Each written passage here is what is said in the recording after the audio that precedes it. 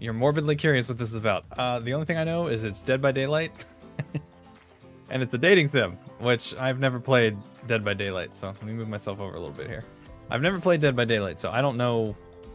I've only watched people play it, and I don't think I'd be very good at it, but people keep telling me to try it. But I love a good, silly, cursed dating sim, so here we are. But I hope everybody's having a good day. This game's apparently only an hour long, give or take, something like that. So it shouldn't take us very long to get through it.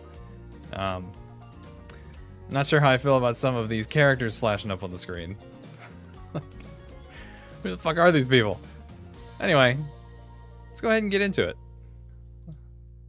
Welcome to your dream vacation. Before we get started, what shall we call you? It's a Monday? Well, apparently we're going on vacation on a Monday. I don't know, we'll just go with the usual dine.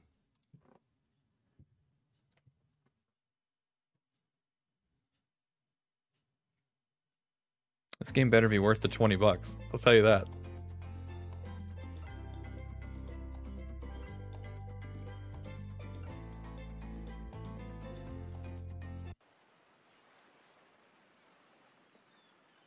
Cough, cough, cough. Well, we're starting already.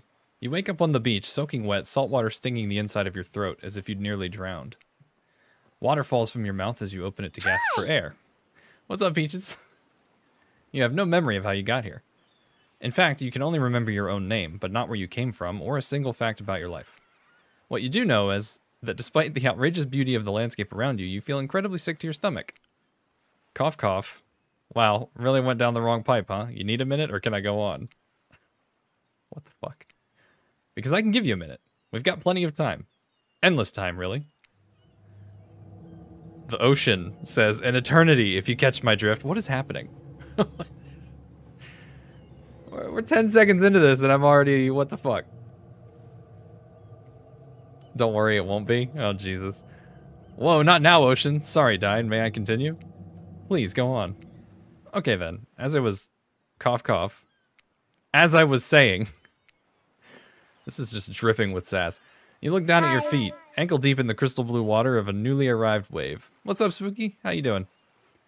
The ocean was just speaking to us for some reason. As the water recedes back into the ocean, it reveals a grotesque discovery. A decomposing face stares up at you from beneath the sand. All you can do is vomit. A stream of dark bile, bugs, worms, and other ick. Questions race through your mind. We going platinum tonight.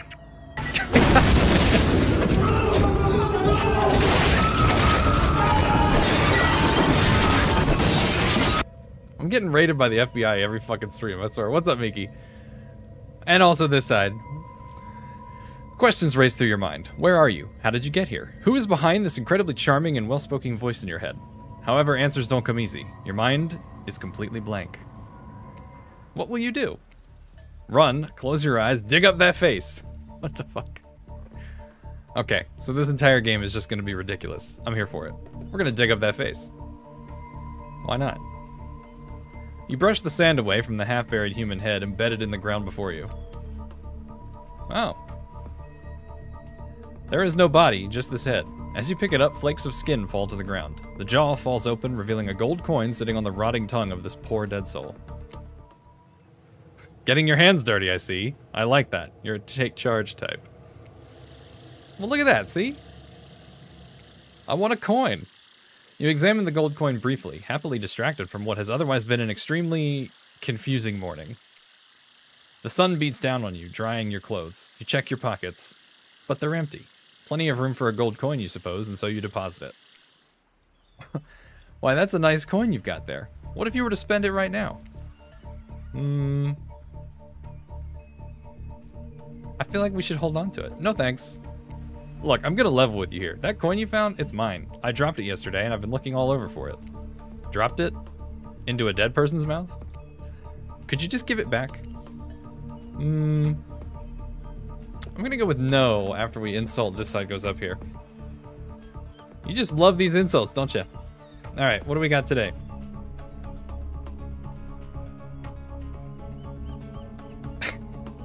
Okay.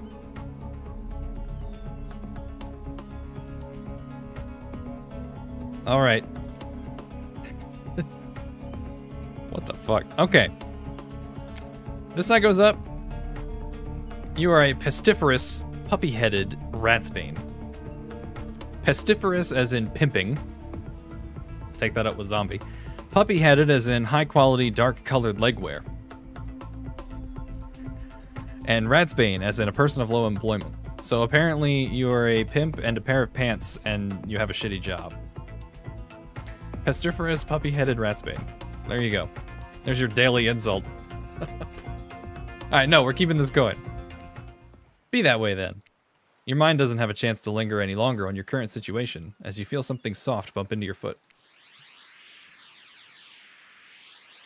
When you look down, you find a volleyball sitting in the sand there next to you.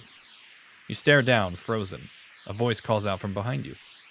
Little help, please? You turn around, and when you see what's waiting for you, your jaw just about hits the ground. Oh my. Wilson? Seriously. Quit staring at me with them big ol' eyes. You still have blood on you. Okay, I guess I should expect that. 4 gorgeous monsters stand halfway between you and a well-tended volleyball court. Each of them oozes with undead energy, a magical aura reaching out and penetrating you, via your eyes. Your heart begins to race. Curiosity, fear, desire. You can't help but stare at these casually dressed, let's call them killers? I don't know, not to be judgmental, but that's just the energy they put out there. So many competing feelings rush through your mind at once that you are completely paralyzed. Hello? There are weird days, and then there's this. All you can do is look down at the ball and back up at the monstrous lineup of, well, literal monsters. Sexy-ass monsters, though. What do you do? Toss it back, kick it back, say no thanks, say nothing, do nothing. Well, Bronco's not here to vote for say nothing, so we gotta do something. I'll just toss it back. You bend down and grab the ball. It's warm from sitting in the sand on this beautiful day. When you give the ball a toss, it arcs beautifully through the air and lands right in the huntress's hands. Not bad, stranger. The huntress's muscles ripple as she grips it in her hand. You look her up and down and consider what it might be like to be held tightly in those strong arms. Warm, perhaps. Maybe a little sweaty, but that's okay. It's natural. Try hard much? Blech. They're speaking directly to you, but you still can't bring yourself to reply. You're entranced. When you snap out of it, you realize that everyone has gone back to the volleyball court. Alone again, you look across the beach at these strange residents who casually bat a volleyball back and forth, happily ignoring your intrusion onto their private beach. Should you be frightened, worried, excited? I did refer to them as killers, not to give too much away. But at the same time, damn, they are looking very appealing in their own way, and nobody so much as lifted a blood-soaked finger in your direction. Don't be scared, Dine. You were made for this. Why does the ocean keep talking to me? Well, geez, if the spooky ocean voice says not to be scared, I'm sure it's all gonna work out. With no good reason not to, you decide to head over and see what happens next. The writing in this is something else. It seems like you've derailed the volleyball game just by showing up. It's rude. You derailed the game just by showing up, nitwit. That's also rude. And I guess you're also a nitwit. Look, it's best to just go with what Trapper says when he says it.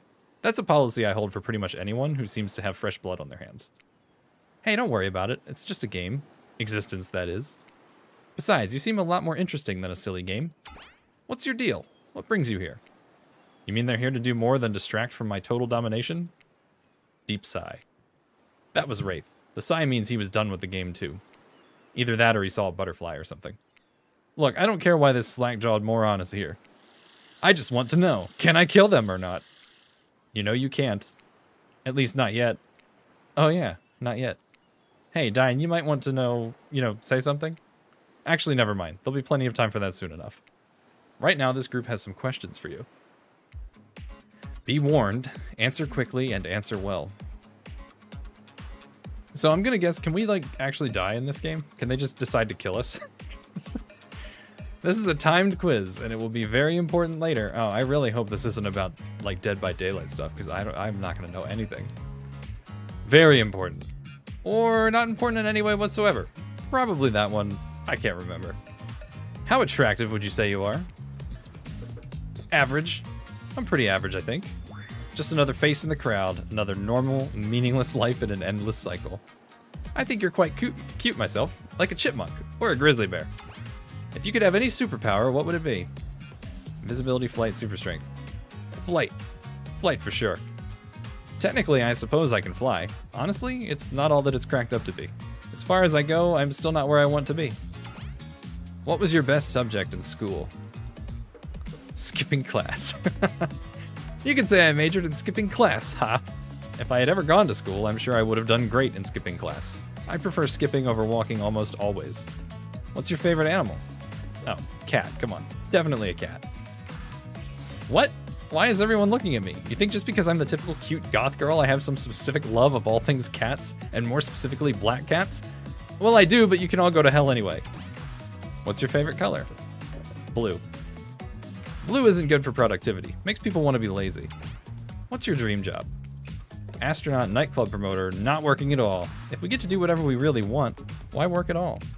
It takes a lot of courage to break free from society's expectations to climb the ladder. Only she could spin some laziness into some kind of grand crusade. These damn millennials. Best flavor of ice cream. Horse flat? No. Chocolate. My favorite flavor is pain. Same. Same here. Mine is vanilla, swirled with pain. I think mint chip is the greatest flavor ever conceived myself, but enough about ice cream, am I right? Hold on a second, this reminds me. I am right, always. It's a lesson you should learn before we go too much further. Do what I say if you want to survive. Pick mint chip. We're teaching lessons now, narrator? You rascal. Kill or be killed is the rule on this island, even for faceless voices. Tell me, what's the best flavor of ice cream? Mint chip. So obedient.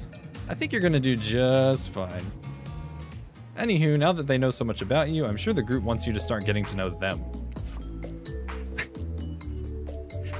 What, you didn't want me to pick mint chip? That's what he told me to pick. I was apparently being obedient. I'm Trapper. I pretty much run things around here. I'm the smartest, richest, strongest person on this whole island. I don't like losers. If you want to know what a loser is, say hello to Wraith. Hi, I'm Wraith. I'm nothing like everyone else. I like nice people and loathe big dumb idiots. Hey, what's up? I'm Spirit. I don't like most things. I don't really hate most things either. It's not worth my time. But the things I do hate, I really hate, you know? Based on my personal observations, life is nothing but suffering, and society is a carefully calculated lie to keep everyone subservient to those in power. It's better to choose to just not take part. Oh my god. Jeez, it's like she was downright murdered by society. She hates it so much. Oh no, wait, I'm remembering Spirit's story now, and that's almost exactly what happened. Hey, I'm Huntress. Don't let these bummers get you down. There's lots of fun to be had on this island, along with lots of love. Yeah, there is, if you know what I mean. Grow up. Grow a body. I've explained this 1,000 times. I'm dead, but I'm not a literal ghost. I just create a trail of fog. I'm not made of it. Whatever, fog body. That's not nice. He's not nice. You love it. Only sometimes. Ew, really? That's disgusting. That's why she likes it. Don't speak for me. I also hate it. Stop speaking entirely, actually. For the first time ever, I agree with Wraith. Let's move on, otherwise they'll do this all day. Besides, if I know this crew, and I do, they'll want to show off soon enough. If we're done playing, let's do something else instead. I'm not giving each of them a different voice. Wow, for once I actually agree with the meetup. I say we go to my yacht. It's the massive boat docked nearby. I'll give everyone a taste of true luxury and power. Wraith rolls his eyes. Don't mind him, he just hates fun and happiness. No, I hate the endless, desperate, soul-crushing pursuit of wealth, the way it's flaunted needlessly, and the cruelty it engenders. What about hanging out by the pool? I find the water calming, simple, beautiful. How are you supposed to know who's talking then? Right there. It says their names. Hey, what about our volleyball game? We can exercise and have some fun as a group. Are you all serious? There's a perfectly good lounge to chill out right here. I'm tired, and besides, I hate being in the sun. Where do you want to go? Let's go to this lounge. Oh, that's the yacht. Whatever. You mean we have to read? I'm doing most of the reading. How about the yacht? Perfect. I did not want to go to the yacht. Shit. You obviously have a modicum of taste and good judgment. At least I hope you do. Guess we'll find out. Worst case, we'll find out how strong your bones are, how heavy you are to pick up and throw, and how fast your lifeless body sinks. Should be a pretty chill day regardless. Hold on. Who the fuck is this? For just one moment. This is Dwight and Claudette, our activities coordinators. They're also the cooks, waiters, bartenders, janitors, and every other job. They're the only help remaining on the island. This place we call Murderer's Island. Cue dramatic musical flourish. None of the others survived. Ahem. Survived the interview process, I mean.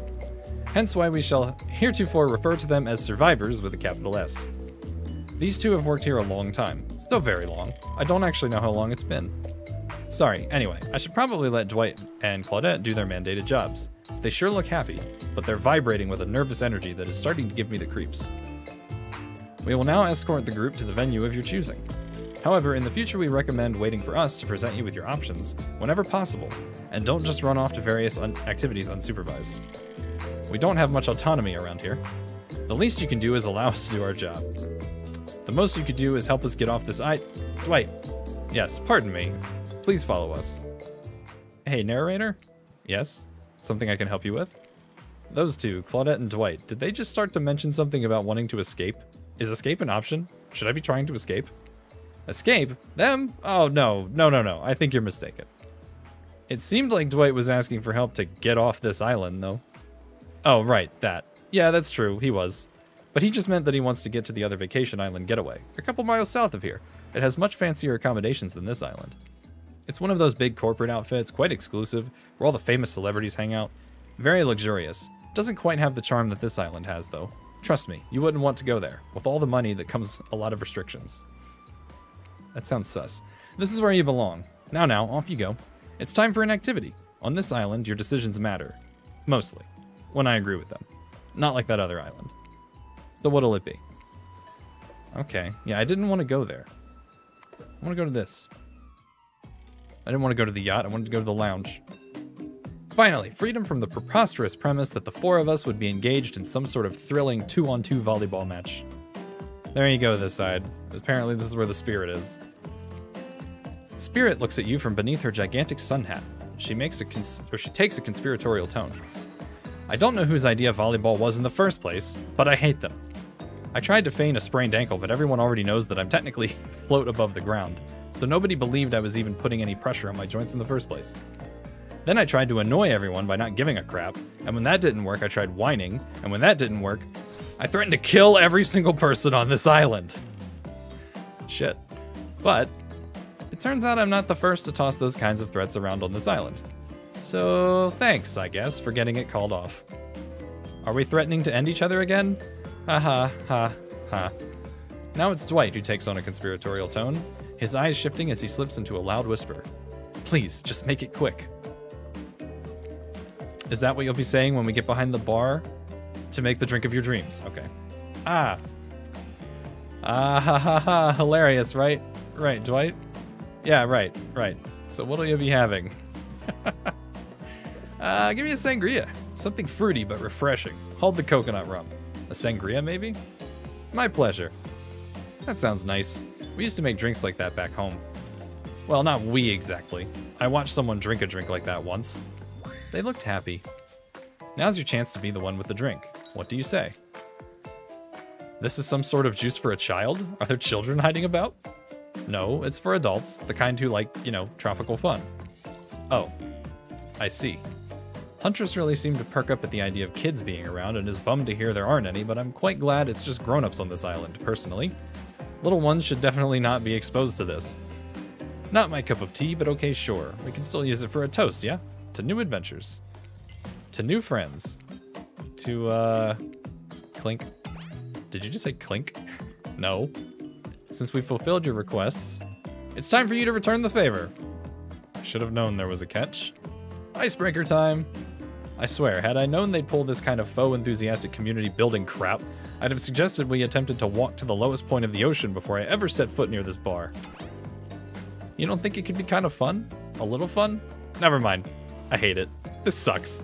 But it could be fine, or whatever you say. Has anyone seen my hat? I've literally never seen him in a hat. If we must make small talk, I'm at least picking a topic before we end up being forced to do some lame improv game that nerds learn at their non-sports after-school activities that I definitely never did because I'm no nerd. Methinks a certain someone doth protest too much. Sitting here on this beautiful sunny afternoon, warm sand beneath the cool fog beneath my severed feet. The topic I choose is books. Novels, comics, fiction or non. Reading is the only real escape from the inescapable horror of life, the escape into your own mind. A groan rolls through the crowd. Not a lot of readers here, I'd imagine, based on that response. They were much more enthusiastic about drinking. Considering the situation we're in, it seems an appropriate time to ask you. Dine, what is your desert island book? The one book you'd bring with you if you were, well, on an island like this. Oh, and it has to be a classic horror, for reasons that should be obvious. She means because this is an island of horror villains, and also those books are all in the public domain. Nothing too modern. Humanity has really gotten soft these past 100 years. So what's your favorite? We got Dracula, Frankenstein, Jekyll and Hyde, and books no thanks.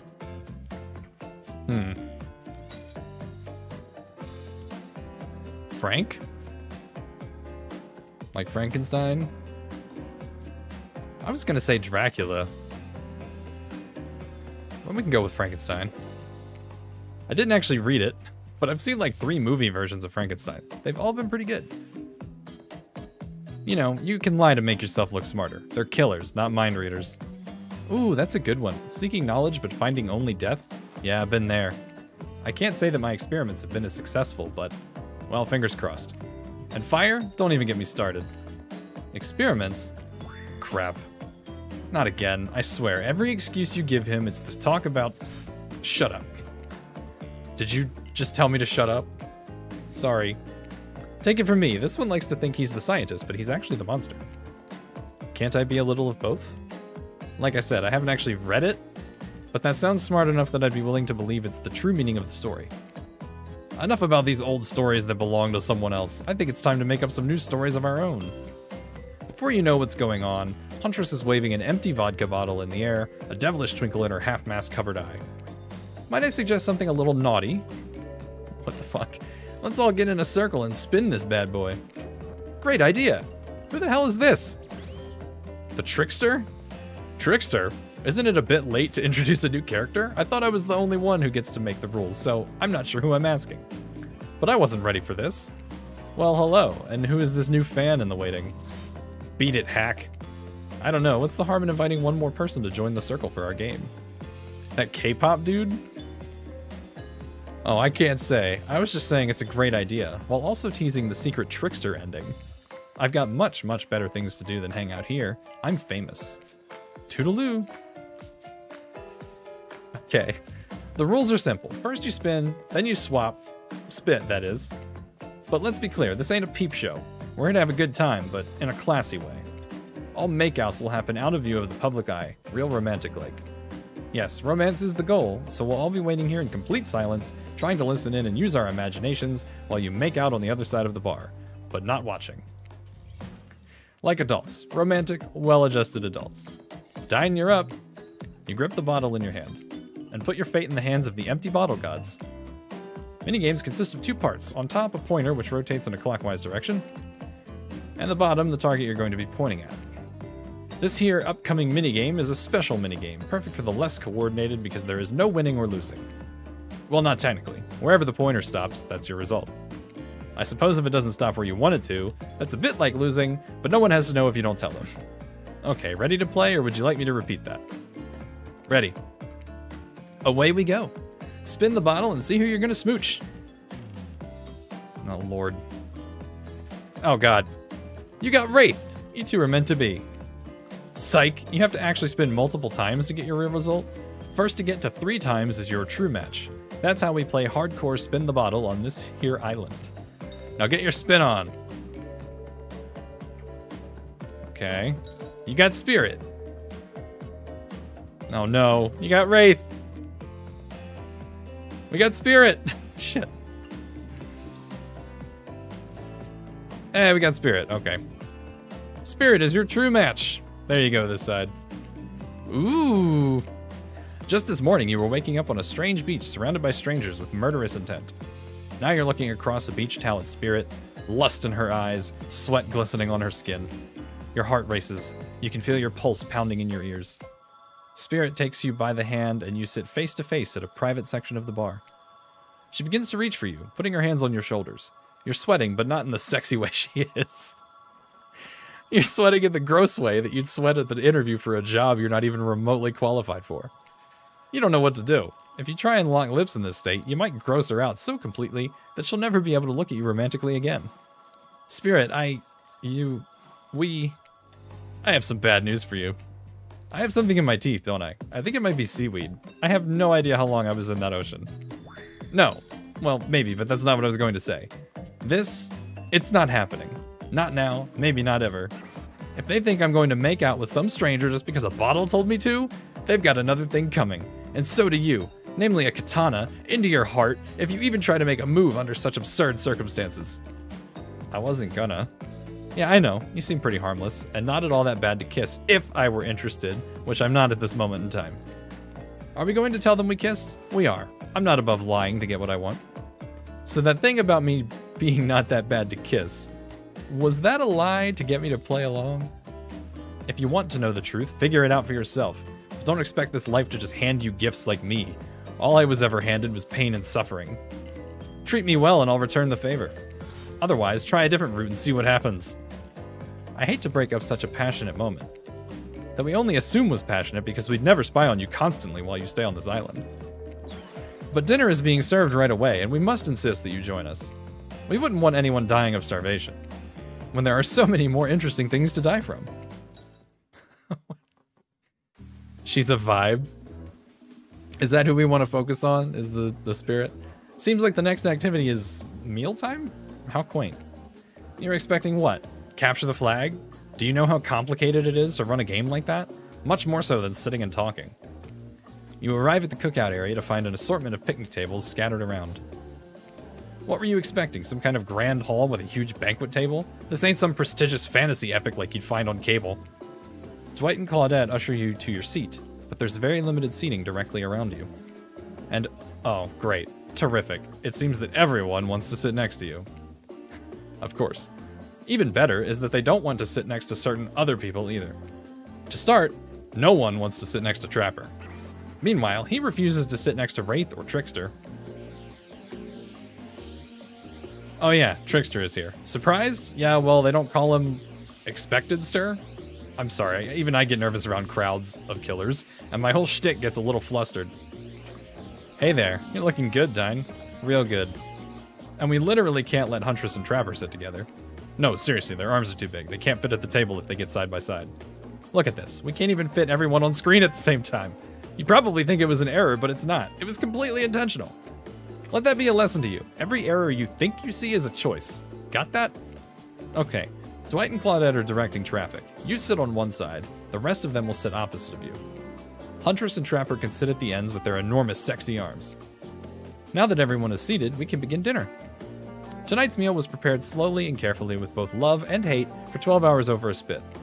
We hope you all enjoy. We really, really hope you do. Hey, you didn't actually tell us what you're serving. What are we eating? It's meat, seasoned with a specific number of special herbs and spices that we simply can't divulge. My favorite. Meat is good. Meat is murder. Which you know, considering what you've been up to. Who are you to get judgy now? I'm just sharing facts. And you need to murder something to eat its meat, so that's like technically true. Technically true is the best kind of true. Okay, enough yapping, let's eat.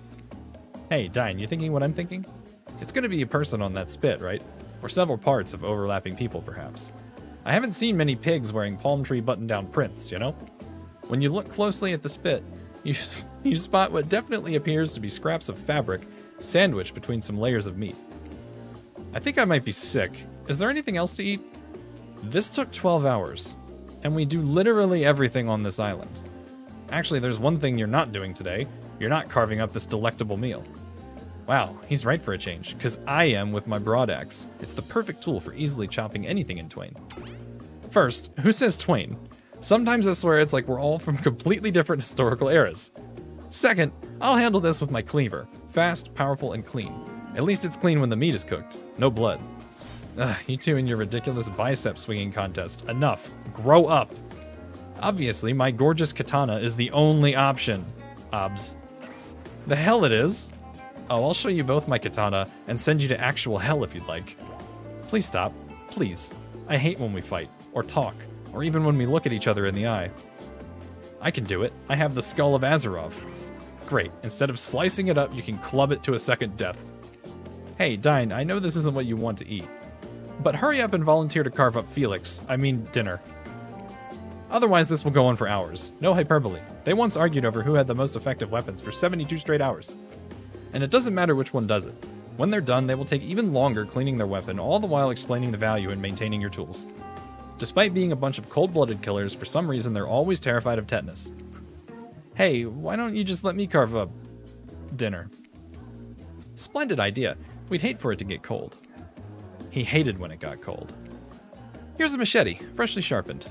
Minigames consist of 2 parts. Oh, yeah. Okay. So, to achieve the perfect success, land on the start of the target area, not the end. All right. You don't want to know. Oh, God. Ready. Away we go. Slice. Okay. I need to hit the beginning of it, right? Oh, shit. You missed completely. You missed completely. Ah, shit. Come on. I'm so bad at this. No, this was not a free game. Surprisingly. Okay, come on. I know, I'm trying to get my life together. You ever try to cut a man's flesh with a machete? This is not easy. Oh! Not bad. It's okay. At least you tried. A little. Sometimes trying a little takes a lot of effort. What the hell was that? You ruined dinner! Your swinging was so poorly aimed you hacked it to pieces. The bad kind of pieces, too. I hope you're drunk. Dinner is finally served. It did go faster each time I messed up, yeah. For real. The sounds, especially coming from the masked killers while they eat, which involves lifting their masks and shoving food up behind them, are nasty. Spirit, meanwhile, doesn't even eat. She's the only one who seems to be really embracing being dead. They're all dead, right? This is obviously hell? I mean, come on. We're still trying to be mysterious here. You think mystery comes easy? Claudette and Dwight aren't the only ones who've been working their asses off to make this night perfect. What's going on with the ocean? I need to know what's going on with the ocean. Well, at least they're lifting their masks. This is only 99% disgusting, as it could be if they just tried to mash stuff through there. Spirit, why aren't you hungry? The 2 best things about being dead is not having to eat. That's only one thing. Think about it, Dine. Number 2 is no number 2. One less thing to think about in the afterlife. Yes, the ocean is speaking as its own character. Even if I wanted to eat, I have no idea what would actually follow. You might have noticed, but I'm mostly just a bunch of dismembered body parts floating in a spectral form. Do you see how deep this cut on my abdomen is? I don't think my digestive tract connects anymore. Between the food and the behavior of the group, this might be the worst meal in history. But even worse is they're staring at you. You're not eating. They don't like that. I think they want an explanation why. What do you want to tell them? This is gross, I'm sorry. Look at that seagull! Wow, you ever see a seagull that big? I haven't. That's incredible. Anyway, what were we talking about? Lame misdirect. Yeah, she's right, Dine. Pretty lame. Own who you are. Never compromise. Didn't you wash up on this island with no memory of who you are and how you got here? Yes, you did. Poor thing. You have no idea the last time you ate a real meal, and you've been standing in the sun. But the seagull... Uh-oh. He just made a lot of good points. I swear. You're beginning to feel lightheaded. It waved at me. Maybe you need to eat to survive here. Either that or someone poisoned you. No, wait, you haven't eaten, so you can't be poisoned. Whatever the answer, you're clearly about to pass out. Oh, hey, it's me again. Your friend, mentor, and guide. Narrator to the narrator, the ocean. Not sure how I feel about that characterization, but I'll allow it. I brought you here, and I might be the only one who can help you now. There's only one thing you must do to survive. You have to figure out why you're really here. No one can tell you. Not unless you follow the right path, or at least a right path. There's too many of those to count. Hopefully you pick at least one of them. Because there are even more wrong paths. Many of them lead to your demise. Others lead to something even worse. Starting scenes over and over and having to fast forward back to where you were, am I right? For this place holds many secrets, even from itself, but the one that truly matters can only be learned if you answer the most important question. Why are you here? Why are you here? Answer that and you'll learn the truth. The ultimate truth. Vague, mysterious. I gotta give it up to this ocean character. That's some quality early game storytelling. Hold on, I'm back. One more piece of advice. You've made many choices by now. Some of them I liked, some of them I did not. It's in your best interest to make more choices that I like. Well, shit. You wake up to find Spirit holding your limp body, gingerly pouring cool water into your mouth. Don't you just love the ocean at night? I do. Staring out over the vast darkness of the ocean really validates the feelings inside me that we're all truly insignificant, and the only thing worth pursuing is revenge. I have to wonder, how could anyone believe anything else? You look out into the darkness of night and ponder her question. Well, it's a simple question. How could they? How could anyone not feel small and alone in the face of such massive nothingness? You found someone special. I used to feel that way, small and important alone, but lately I'm not so sure. I've started to feel different. I've started to actually think that maybe this island is where I might meet someone special. You look at Spirit, who has turned from the ocean to look at you while you speak on this topic she's clearly so passionate about. A friend? Perhaps something more? I don't know what this island has planned for me. Ha! A friend? Friends are just cowards who seek comfort in numbers. God damn, she's savage. You had to Google the band to make sure you smelled it right. Spelled it right, rather. Yeah, it's, they don't have an A in it, right? I had friends once, back before I was chopped into a bunch of pieces by my father. Well, shit. Friends aren't what's keeping me held together. I'm floating in a cloud of rage. Ugh, I was so dumb. So busy trying to please everyone and be the perfect student, the perfect employee, the perfect daughter, I didn't take care of myself, and now I'm all I've got. Worst of all, I got distracted from my true purpose, my destiny, the purpose that was sitting inside me my whole life.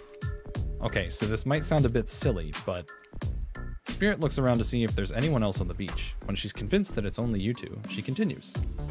There's a dragon that lives inside me. I've always known, but I've tried to ignore it. When I couldn't ignore it, I tried to push it down. I'm so stupid. You're not stupid, that sounds badass.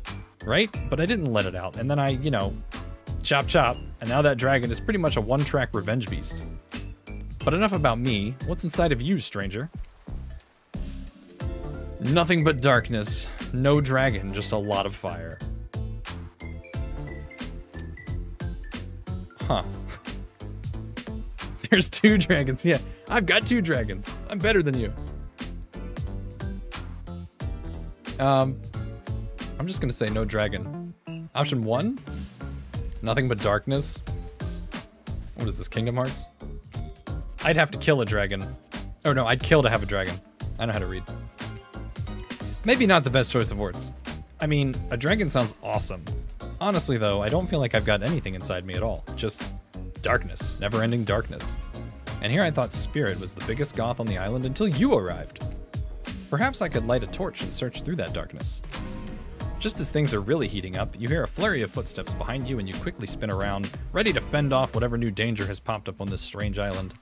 Only to find that it's Dwight and Claudette sprinting across the beach, clipboards in hand, which they're waving in the air above their heads. It's very important that we stick to the itinerary and attend each event as scheduled.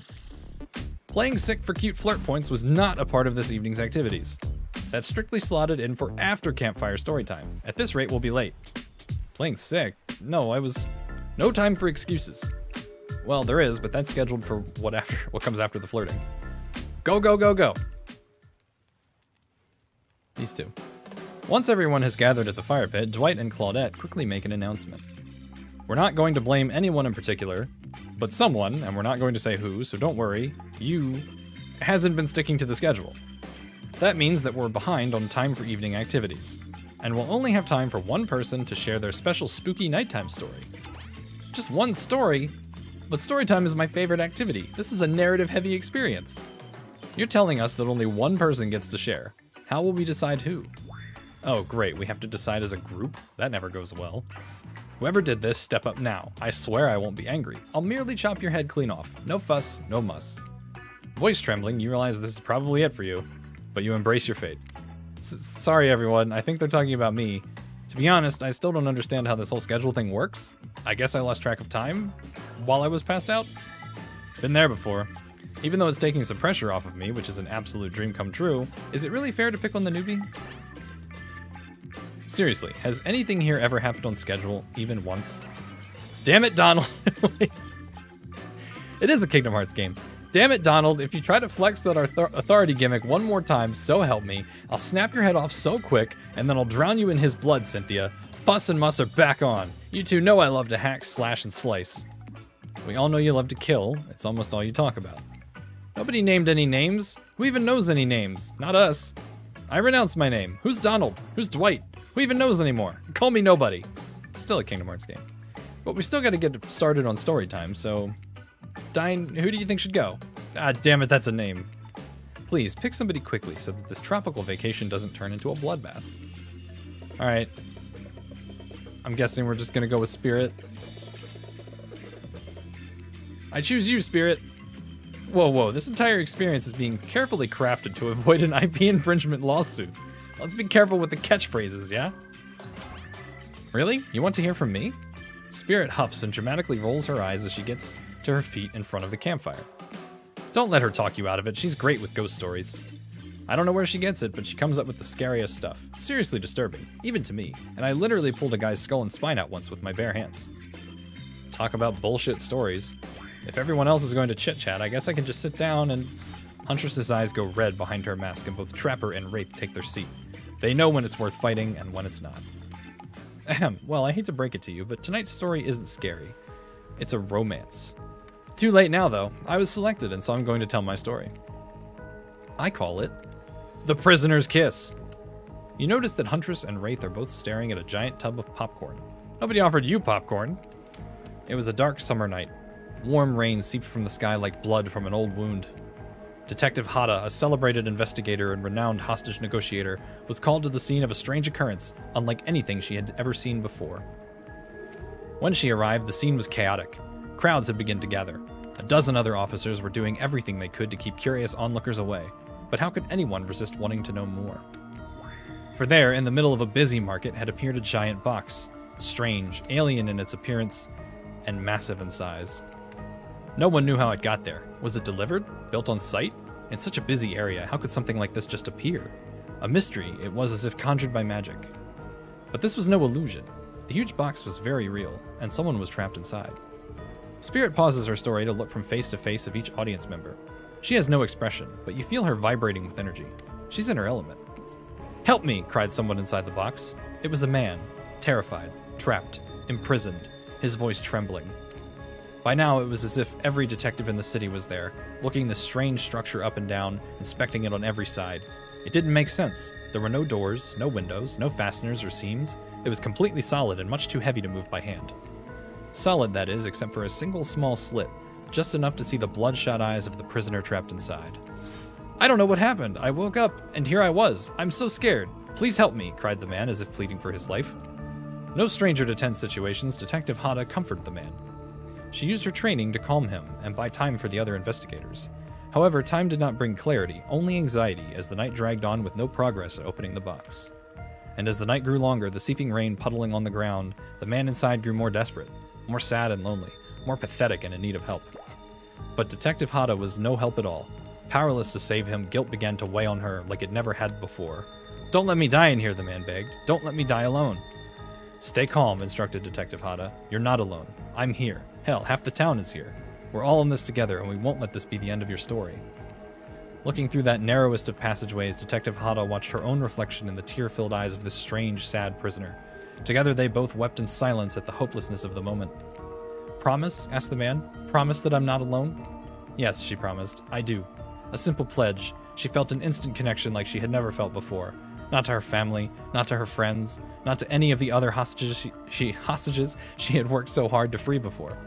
And so, when the man's eyes closed and backed away, it didn't scare Detective Hada, for she knew he would return, and he did, pressing his lips up to the narrow slit in this horrible puzzle box, repeating his question again, steam flowing from his mouth as he asked, Promise? Promise that I'm not alone?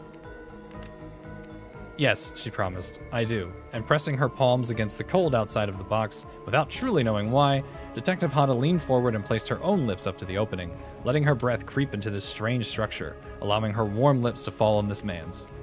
It was a gentle kiss, A moment of compassion. She could feel in this brief contact the beating of her heart, pulsing blood through every inch of her body, matched beat for beat in this soft touch. "Thank you," said the man, no trace of fear remaining in his voice, and he backed away into the darkness, disappearing in a single moment of eerie calmness. "Get back!" yelled an officer, suddenly thrusting himself between Detective Hada and the box, breaking a silence that would soon be filled by a cacophony of whirring gears and clicking latches, a symphony of mechanical activity happening all at once. Something had triggered, as if an unseen lever pulled, and the side of the giant box began to slide open. Detective Hada gripped her flashlight tightly and pushed forward into the foggy interior of the giant box. Her feet splashed in the puddled rainwater, her heart racing as she swept her light from side to side. And that's when her eyes landed on the man, or at least landed on what should have been him. There, in the corner of the box, was a pile of pieces, like parts of doll, almost pulled apart, or perhaps that's just how Detective Hada had to think of him in that moment to survive. A collection of segments, limbs, pieces, disconnected from one another, cleanly severed and placed in a neat little pile. And atop that pile, a head. Cold, pale, eyes open, lips an icy blue. Spirit stares at the fire, her own expression lifeless, her lips blue. Tears fall from her chin and soak into the sand at her feet. You're blown away by the story, and it's safe to say you're not alone. Everyone else is looking into the fire or up at the night sky, anywhere but at Spirit. It was you who chose her, you who initiated this harrowing tale. So sad, so creepy, so sensual? She really went into great detail when it came to describing that kiss. Too much detail, and now no one is sure how to act. Dwight and Claudette are staring daggers at you. You have to do something. This game was supposed to be a lighthearted romp. Please. I said do something. Say nothing, hug her. Cool story. Stand up and start one of those slow claps. Oh my god. The troll in me wants to do the slow clap, but I feel like we should probably give her a hug. She's crying and everything, right? Shit. I need to think about this for a second. Do we give her a hug? Or do we act like an asshole? I feel like I'm gonna go for the hug, but I'm suspicious if she's gonna be like, "Why are you trying to hug me?" and get mad or something. You stand and without saying anything approach Spirit, reaching your arms around her for a hug. Her robe, hovering in the air, begins to wrap itself around you and squeeze you into her. It's kind of like being hugged back, but also like being tied up. It's certainly not what you expected. Can you quick save? Yeah, it looks like I can. Totally can. We'll just do a new file. I mean, it's too late now, but that's good to know. Instinctually, you pull yourself away, but it's an awkward movement and you nearly fall over into the fire. Spirit says nothing and floats away without so much as a goodbye. You, meanwhile, realize everyone had just watched this truly strange interaction from the corners of their eyes. On that note, everyone decides it's time to take a break and split up for a little bit so they can all have a moment alone before bed. Everyone leaves and you're alone by the fire. The only thing you hear is the ocean slowly lapping against the shore. This is nice. A true moment of peace and tranquility that lasts for all of 7 seconds because Trickster shows up and he's blaring his latest song. "Hey baby, you look lonely. Mind if I join you?" He doesn't wait for an answer. "I know, you've been hearing these guppies all day, but I want you to hear something from a big fish like me. Something special those in charge of this island don't want you to hear. I am the ultimate catch on this island, the only lobster in an ocean of sardines. No one can give you what I can. You just have to find me. Come find me, baby." Trickster leaves. You're a bit confused about what to make of his cryptic clues, but you aren't going to get any time to yourself to think about them just yet. Spirit approaches you. "You know, I was watching you while I told my story. I could tell it was having an effect on you." He sucks. Boo this man! "This fog that follows me around, I can feel you breathing heavily, taking me in. You and I are both absolutely flabbergasted at that piece of information. Legit, you learn something new every day, even when you're a god. I mean, narrator. You're doing it again, right now. You need to calm down. You should come to the hot tub with me." Dipping in hot tubs with the Spirit? You've come a long way in a single day. I'm not saying you shouldn't follow her. An offer like that. Just don't forget our little talk. What is with the ocean? You and your storyteller friends slip into the water. It's just the right temperature for an evening dip. Plus, if some jealous shark comes along and manages to jump from the ocean into the pool, you're also pretty sure your killer companion could handle it. I just want to be totally clear. Even though that story bore some similarities to my life, it was not about me in any way, shape, or form. Not symbolically, not metaphorically, not any other ickily. I believe you completely. Sure, you were cut into pieces in your life, but so was the person in the story. A perfectly normal coincidence. Sure, you're on this island, trapped, one might say, in a most puzzling place. Also a completely regular coincidence. And sure, his lips were blue, your lips are blue. Really? You'd call this blue? Searching for answers, hoping to find... revenge! Okay, so the similarities stop there, I guess. Coincidences. Sorry, coincidences. Get this through your head, whoever you are. Samurai blood runs through my veins. Or, well, maybe it has coagulated by now. No need to sweat the details. Regardless, I'm a descendant of noble warriors. Thousands of years of training with bladed weapons preceded my entrance into this world. Do you know how many swords that is? A lot. You've got to figure that with that many sharp edges, a person is bound to get disconnected from a body part here and there. The truth is, and I wouldn't typically share this, so don't go blabbing about it, I dreamt that story, like watching a movie in my sleep, when I was just a little girl, years before my father sunk his blade into my skin. I've never been able to shake it. That's a very adult story for a child to dream. Do you believe me? I'm gonna say yes, we do. But I want to do a save. Let's see. I cannot save here? Oh shit. So they don't let you save on choice screens? Really? I wanted to say who cares and see if she got pissed. Alright, yes, I believe you. I know we just met, but yes, I do believe you. The way you told that story, it clearly came from someplace deep. Fool! Who taught you to trust a stranger? You're going to get hurt if you don't learn to take better care of yourself. Now you've got me wondering, do I believe you if you believe her or not? And if I know everything, because trust me, I do know everything, don't I already know the answer to my own question about if I believe your answer to Spirit's question? Whoa. Ocean air got me tripping. Sorry, I didn't mean to distract us both. What's important is that a certain corpsey cutie floating in a cloud of magical mist might still be waiting for you to say the right thing and free her from her puzzle box. If you believe that she is the... Damn it, got me going again. Unfortunately, before you can follow this conundrum to what will surely be a mind-numbing cycle of new questions, you find a certain to-someone standing before you with a fresh towel, ready to dry you off. Sorry, kids, but it's time for bed. I might be the youngest one here, but I'm no kid. I do, however, love being wrapped up in a fresh, clean towel. My mother used to help me wash my hair when I was young. She'd comb out all of the tangles and tie a ribbon around it before sending me on my way. I miss her. You watch as Spirit stares off into the distance, her hand gripping into a tight fist. She doesn't notice you're watching her at first. When she catches you looking, she turns away, roughly grabs a towel from Dwight, and then pushes him and Claudette aside as she floats off. I do have the save from before this choice, that's true. You head over to the campfire. The heat is comforting on this chilly night. I'm gonna... Oh, look, see, now we can save again. Alright. Looking into the crackling embers, you think about Spirit's story about the prisoner in the puzzle box. If you manage to escape this place, will you leave with your life? Or has it already been taken from you and it's just a matter of time until you make a gruesome discovery? Before you can dwell too much on your fate, Claudette and Dwight arrive. Their now familiar creepy smiles stretching from ear to ear. It's a bit menacing to see a smile like that lit by firelight. We must apologize for the accommodations. We weren't prepared for another guest, but we're going to make you comfortable, or die trying. They hand over a pillow and blanket and welcome you to snuggle up by the fire. Perhaps some music will put you at ease? Just try to keep the volume to a minimum. Our other guests aren't the types you'll want to rob of their beauty sleep.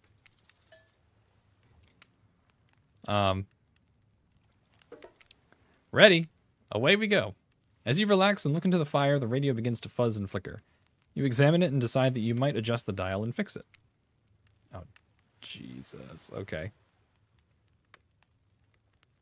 I don't know where this needs to stop. All right, let's see what's on this station. Community. For us, it means two major things. First of all, the community is you out there. It's you and everybody else either playing the game or talking about the game or creating content relating to the game or being inspired by the game to write music or to make outfits. It's everybody that's part of what makes Dead by Daylight this amazingly rich and passionate environment. It means groups of people who interact on every breaking the fourth wall? possible social platform, in person. It means people who play together. No matter how many things you listen to, you still can't sleep. You decide to ask one of the killers to spend a little more time with you until you're sleepier. Who would you like to summon to your side as you lay by the fire? Well, obviously, we gotta keep going for the same person, right? Spirit, are you around? I was wondering if I could get a little company. Spirit tells you her secret for falling asleep when she's feeling restless. I like to listen to flute music, dabble in some essential oils, and steam my pores. Really? What? Even the dead like to relax. I don't really have any of those things around. What? Spirit reaches out and presents you with a unique item. It's a small comb carved from bamboo. I guess you could hold on to this. It was a gift from my mother. I will want it back, though, and if you lose it, well, you'll get your revenge on me? If it's the last thing I do. You finally start to feel sleepy, except maybe this isn't really a sleepy feeling. Maybe you're paralyzed. You try to keep your eyes open, but you can't. Darkness overtakes you. The dark voice from earlier speaks to you again. It shouldn't still be as spooky. By now you've had a whole day of strange voices in your head, but this one is still undeniably odd. The human body is made up of 60% water. Did you know that? Of course you did. Everyone knows that, even amnesic video game protagonists. Well, guess what? Drink as much as you like. You'll never get to 100%. You hear me? Don't think I don't see what you're up to. You awake suddenly to see someone looming over you. Huntress is rifling through your pockets. Oh, you're awake. I wasn't stealing from you. Merely trying to get to know you better by seeing what sort of trinkets you keep close. I saw you with the spirit right before bedtime. Look, I'm not saying I don't trust them, but, well, yes, I am saying that. I don't trust anyone I don't already have tied up. So I was making sure they didn't do anything fishy. And I was making sure you're not a soldier. Soldiers killed my father, you know. While I've got you, you should really consider spending some more time with me. I'm not scary. You're not? Not at all. I'm just a lost girl on a big island. I've been watching since you got here, you know. Not in a creepy way. Huntress pauses for a long moment. All right, in a charmingly creepy way. I've noticed how fun-loving you seem. If you spend some time with me tomorrow, maybe I'll take you out to this special place I've found. It's all mine. None of the other killers have been able to find me there. It's quiet and isolated. Maybe I'll even show you how to make beef stroganoff. That all sounds very enticing. I'll let you get back to bed. It's been a long day. Shh. Huntress places a gigantic hand on your forehead, and your eyes flutter closed. Finally alone. For real this time? Maybe? You drift off to sleep again. Hopefully you're not poisoned. Should we do that? Should we see what Huntress wants to do? I feel like it's a trap. Wait a second. Where are we? This isn't... Oh, geez. It is. It's one of those reality show confessional rooms where all of the contestants talk directly to a camera. Look, I don't need anyone. I've been perfectly fine on my own since my mother died. I eat an all-organic diet of raw deer, bear, and human, and I'm as fit as a fiddle. That being said, something about this newcomer makes me think that I might be missing out on some huge part of this thing called life. There's always time to turn things around, like that one time I spent day and night searching for food in vain, only to return to my cabin, spent and starving, to find a family of squirrels nesting in my chimney. They were delicious. Oh my god. If I'm being honest, I want to kill just about every person I meet within a minute of meeting them. Even the few people I can tolerate, I want to see suffer for a long time, before I kill them. But this person, for some reason I would like them to continue living. For now. One false step and, well, you know, everyone calls me Trapper for a reason. And they better call me Trapper. I swear if I watch this later and you list me as Evan, I'm going to kill the Chiron guy. Yeah, today was fun. I just don't want to get ahead of myself or really, invest in something that might hurt me, so I don't know. Maybe we'll just see how it goes. Or maybe they'll realize I'm not the one for them. They seem pretty smart, so that's probably what'll happen. I gotta learn to go easier on myself. Who could love me if I can't love myself? I know that everyone thinks of me as a beautiful, cold-blooded monster. I can't help it. Circulation just isn't my thing. I don't choose to be cold. This cute hat and robe, okay, those are a choice, sure. If someone were to come around and capture my heart, at least that beats being stabbed in it. Besides, if I'm gonna get bloody revenge on a society that has used me and thrown me away, maybe it wouldn't hurt to have a little help. Achievement unlocked, still alive? I'm guessing we could have died by now then? Maybe? You open your eyes. The sun is shining. There's not a cloud in the sky, and you feel great. Totally well rested. You're not even suspicious of the fact that you fell asleep by the campfire but woke up several yards down the beach. Wait, are you on vacation? Was yesterday nothing more than a strange dream? No, not a dream. You really are here for another day. Why, I have no idea. You're obviously a weirdo. Speaking of weirdos, I see the rest of the gang is hanging out on the beach. This is definitely not a dream. I wouldn't rule out a nightmare just yet, though. At least they make for a sexy bunch, no? And talk about sexy, here comes Trickster carrying coffee. Morning, beautiful. I thought you might like a nice cup of joe to start this incredible day off right. That looks poisoned. Trickster seems suspiciously cheerful. I'm sure there's nothing nefarious behind his joyful demeanor, though. Everyone knows musicians are morning people. I also want to wish you luck. Today is an important one. My only regret is that I won't be a bigger part of it. Budgeting issues. Also, I am just swamped with engagements, especially on the other island. Trickster winks at you. If you want to ask him how to reach the other island, now is the Never mind, he left. Well, at least he brought me a cup of... No, wait, don't drink that! What the hell was that? They don't call him Trickster because he's good on a skateboard. And he definitely didn't get that name because he brings people drinks so they can have a good morning. That was almost certainly not coffee. And I don't want anyone casually poisoning, imprisoning, and torturing you. Yet. This is supposed to be a tropical paradise. The type of place you give a 5 out of 5, 10 out of 10, 2 thumbs up review to. Not an eternal prison of pain. And please make sure to leave a review. It really helps with algorithms. Just trust me, I'm looking out for you, so can we please move on? Hey, wait a second. How did a possibly omniscient, possibly unreliable narrator physically just knock that coffee out of your hand? This is not Parliament, and the floor does not recognize the ocean to speak out of turn at this moment. I need no recognition, for I am the ocean. I dominate the land. I submerge those who defy me and become their watery grave.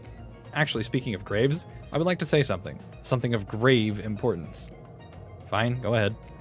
Even if this place is an eternal prison of pain, and I'm not saying it is, even a place of extreme horror can still receive a 5 out of 5, 10 out of 10 thumbs up review if it was crafted with love and or that's the type of thing you're into.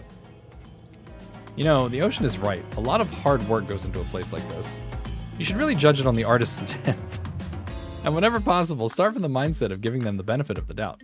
Constructing these elaborate simulations, vacations, is not easy to do. Sometimes there are small bugs or inconsistencies, but that's just the nature of the process. Perfection is overrated. The universe is filled with mysteries. Okay. We ought to celebrate those who venture to bare their souls as part of a creative process with the ultimate intent of making things for our enjoyment, not be overly critical of them. Is this like a really meta, like, commentary to, like, the fan base? Were people upset about this game or something? That's kind of the impression that I'm getting right now. Are you two trying to sell me on this place actually being good? You don't have to say it like that, especially after I saved you from that poorly made cup of coffee. Sorry, we should have been here 5 minutes ago. They always do this on the second morning. Sad, really? Even if they do make some great points. Oh, sure, they make great points. I agree. Can we please move on? Yes, of course. Apologies, Dine. The last few minutes aside, have you been enjoying your time here on the island? Yes, I'm suspicious there's no option. What an encouraging response. And we're so glad you're not suspicious. Hey, Claudette, maybe Dine isn't suspicious because they figured out what they're actually doing here? Zero chance. They're still clicking, even right now, to see how you'll respond. Hey, look at that. Yeah, you don't know anything. It doesn't matter though, Dine. We're so happy to hear you're having fun. I didn't say I was having fun. We're all having fun, Dine. Do you hear us? We're all having fun. We do need to ask you one more question, though. We all had to sign away our rights to say anything negative about this place. Would you please sign this non-disparagement agreement? No. No, I will not say anything negative about this island. You have my word that I, Dine, agree with the terms of this verbal contract. Perfect. Delightful. Excellent. Yes, yes. Hey, Dine, it's still totally cool if you have constructive feedback. The place to leave that is in a positive review, because we all know that nobody reads negative reviews of games, or resorts like this. Anyway, I see Dwight and Claudette have gone into a trance. And with the grumbling I hear from your belly, that can only mean one thing. Breakfast. Perfect timing. Everyone rolls into the dining area to lard up those sexy little bellies with pancakes and bacon, and so much for maintaining these beach bods. We're all half naked in a tropical paradise. Can we get some strawberries here? A yogurt? Magic powers will only get you so far. Even killers watch their sodium intake. You take your plate and sit down, thinking about yesterday and the whirlwind of feelings you experienced. Danger, dread, disorientation. It was like going through puberty again, except all in one day on a beautiful and mysterious island. It looks like you're not the only one doing some introspection, though. Trapper stands up to talk about how his day went, in case anyone was wondering. Where's the... No!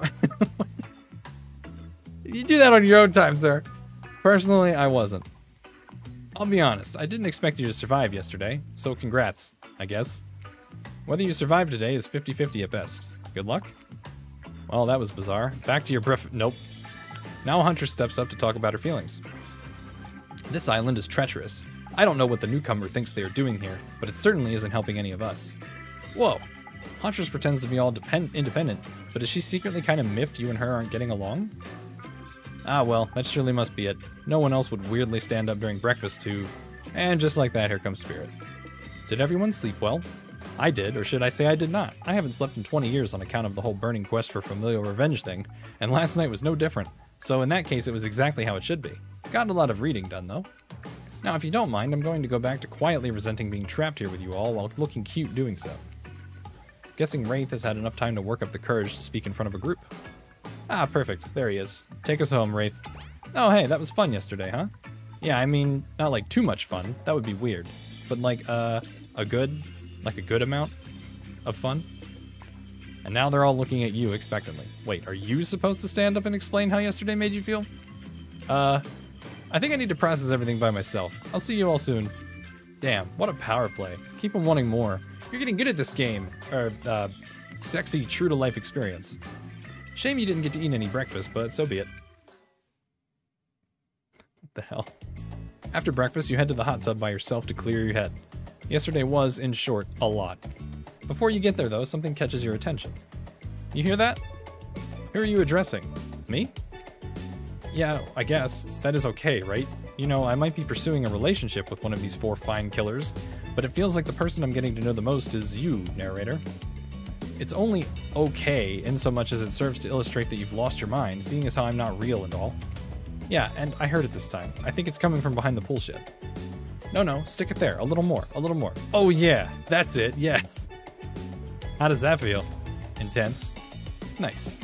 Yeah, that feels right. This is uncomfortable.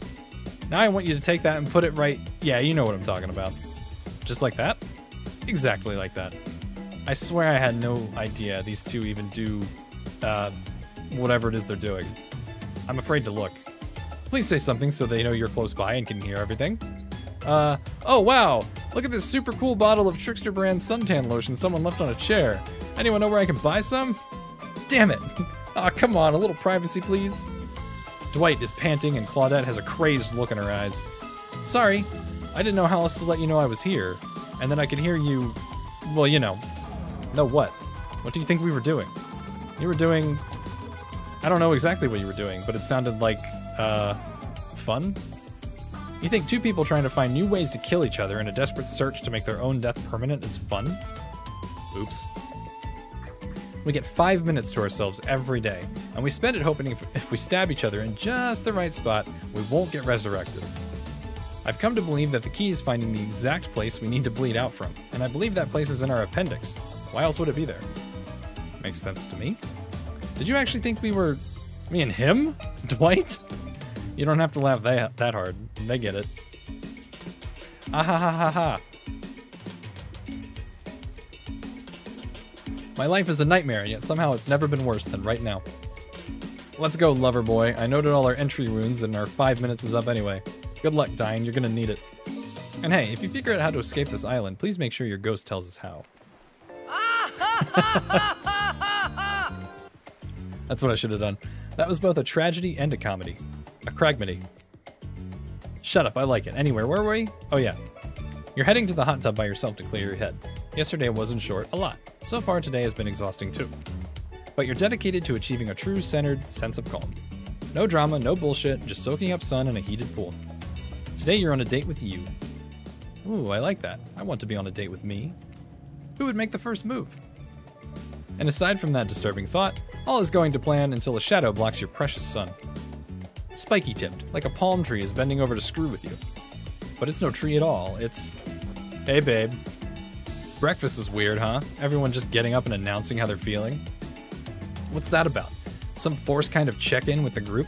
I don't like it. Fishy. Kinda lazy. Whatever though, breakfast is dumb. No one should eat before noon, or after 4 p.m. Yeah, I do intermittent fasting. You seen my abs, by the way? Maybe you can see them later at my private stage on the other island. You know, IP Island, where all the Hollywood celebs hang out? If you play your cards right. I could give you a private show. Catch you around. What is with this guy? His abs are pretty amazing, you gotta give him that. And the blow-up bat? Threatening but adorable. Makes for an interesting silhouette. Genius design. He's a psychopath just like the rest of them. You don't gotta give him anything. And we're not best friends. Just because we had a little talk about doing a little talking, it's not an open invitation to go smashing the fourth wall every 5 seconds. Okay, now that that guy is gone and we've got some ground rules established that we're definitely going to abide by, it's time to lay back, take some deep, slow breaths, and... Nope, another shadow. These people will not leave you alone. Let's see who it is this time. Oh, it's Spirit. That checks out. You two have gotten pretty cozy. We should get out of here. I know a place that brings a bit of welcome darkness to this tropical nightmare. Best of all, I'm the only one that seems to know about it, so we won't be bothered there. I don't even know why I'm telling you, really. It's my private spot, but I guess I've got a feeling that you'll appreciate it in the way that I do. Not like these other killers. They don't get me. But I'll get them. Oh, I'll get them all. And I'll get my father, too. And I'll punish him for what he did to my mother and me. Spirit radiates a menacing aura, waving her sword around in the air as she threatens, well, the entire universe. It's scary, and more than a little hot if you get turned on by menacing. Look, all this time on Murderer's Island has got us both a little confused about things. I'm choosing to lean into it. I'd suggest you do the same. You've seen her get mad, which is probably enough to scare you into compliance, but you've also seen that there's a more sensitive side hiding within her. Which one do you think will win out? You consider her offer, but before you can decide if you want to go off with Spirit, the Trapper interjects. I demand that you reconsider. Actually, I strongly suggest it, especially if you're choosing between me, a walking mountain with a rich ore of gold running through it, and a literal wisp of air. Literally, air. Spirit is held together by air. I wouldn't put my faith in anyone who can be defeated by a strong breeze. Tough choice. You weigh your options quickly because you can only go on one date today, and you also don't want to be hacked to pieces for saying the wrong thing. It's always good to remember that these are all cold-blooded killers, but you know what they say, when life gives you lemons, you make lemonade. And then die a horrible, retching, writhing death after drinking it because the lemons were poisoned all along. Sorry, this island has really got me tilted. So who will it be? Well, why would I pick him? Like, I would never pick him. Sorry to this man. I thought we would have a choice with Huntress because she wanted us to come do something today, but... I gotta go with Spirit. You've made the correct decision, but know this, just because you picked me doesn't mean I'm going to slobber all over you like a dog, understand? Well, of course, You've still got a lot to prove to me. I want to believe that our connection is real, but I've been hurt before, literally, with a katana. And a katana that I now wield in spectral form. You feel me? Because you will feel me if you try any of that macho trapper crap. Yeah, I feel you. Before you ask Claudette and Dwight to clarify, I'll just let you know that yes, it's too late to change your answer now. Well, I wasn't going to anyway. You and Spirit arrive at the coast, overlooking the Black Lighthouse. It's old and decrepit, but still impressive. There's something magnetic about it. You can see why Spirit would be drawn to such a place. You look Spirit up and down and notice she's wearing all black, just like the lighthouse. I'm noticing a bit of a theme. Is black your favorite color? What's up, Theo? Black isn't really a color at all. It's the absence of color. It's a void. Like me. Spirit smiles. Nature abhors a vacuum. You're not sure if that's a good thing or a bad thing. The lapping waves on the shore of the coast set a romantic tone. The fog that surrounds Spirit everywhere she goes blends perfectly with the mist rolling up over the rocky shoreline. She's at one with this place, and so are you. The peace doesn't last too long, however, as the lighthouse lets out an eerie howl, like a monster dying. A spiraling black light stretches out across the sky. Spirit has to yell at you just to be heard. Oh yeah, it does that! The light and sound recede, and the two of you sit in silence. Spirit lays a towel down and then pats on it gently. Clearly she wants your company, so you oblige. When you do, she takes out some sunscreen and hands it to you. You're not exactly sure what to do. Is this an invitation to get a little hands-on action? What else could it be? Thanks, now we're talking, no thanks. She did say we have a lot to prove to her. I say thanks. Thanks, I forgot to bring my own when I lost my memory and fell into the ocean. No problem, I figured as much. Spirit turns away while you slather lotion all over your body. You need any help reaching those difficult spots? You see a hand float around your back. Sure, why not? And gulp. Sure, why not? Spirit's hand on your back is ice cold, but she has a soft touch. When she's done, she takes care of herself. You watch a spirit apply sunscreen to herself in the most unique way, by floating her own hand around on her back to spread it on. Comment on her floating hands abilities, say nothing, ask about the shards of glass sticking out from her. Comment. The fact that your hands just float out around you like that, you can reach things way easier than I can. It's almost like you're some kind of superhero. I'm glad you get a kick out of it, but floating severed limbs isn't exactly the type of superpower you think to wish for as a kid. I'd much rather be able to read minds. Maybe then I'd understand why some people act the way they do. Apologize. I'm truly sorry. I clearly hadn't thought through what your experience was like. Sometimes humor is how you deal with uncomfortable situations, but clearly you read the room wrong. I was just thinking about what you must have gone through to end up like that. It had to have been horrible. It was worse than death. At least death ends eventually. But I wouldn't want to forget it. It literally made me who I am right now. Truth is, I could put all these bits of glass that are stuck in my flesh right now if I wanted to, but I don't want to. Each shard is a reminder of what my father did to me, and what the world did to him. That's why I refuse to play the universe's game. I hate the idea that I'll be forced to succumb to pressure the way he did in the end. The way that fear and anger filled him up and then came bursting out, the way his misery flooded our home and drowned us all. Yeesh.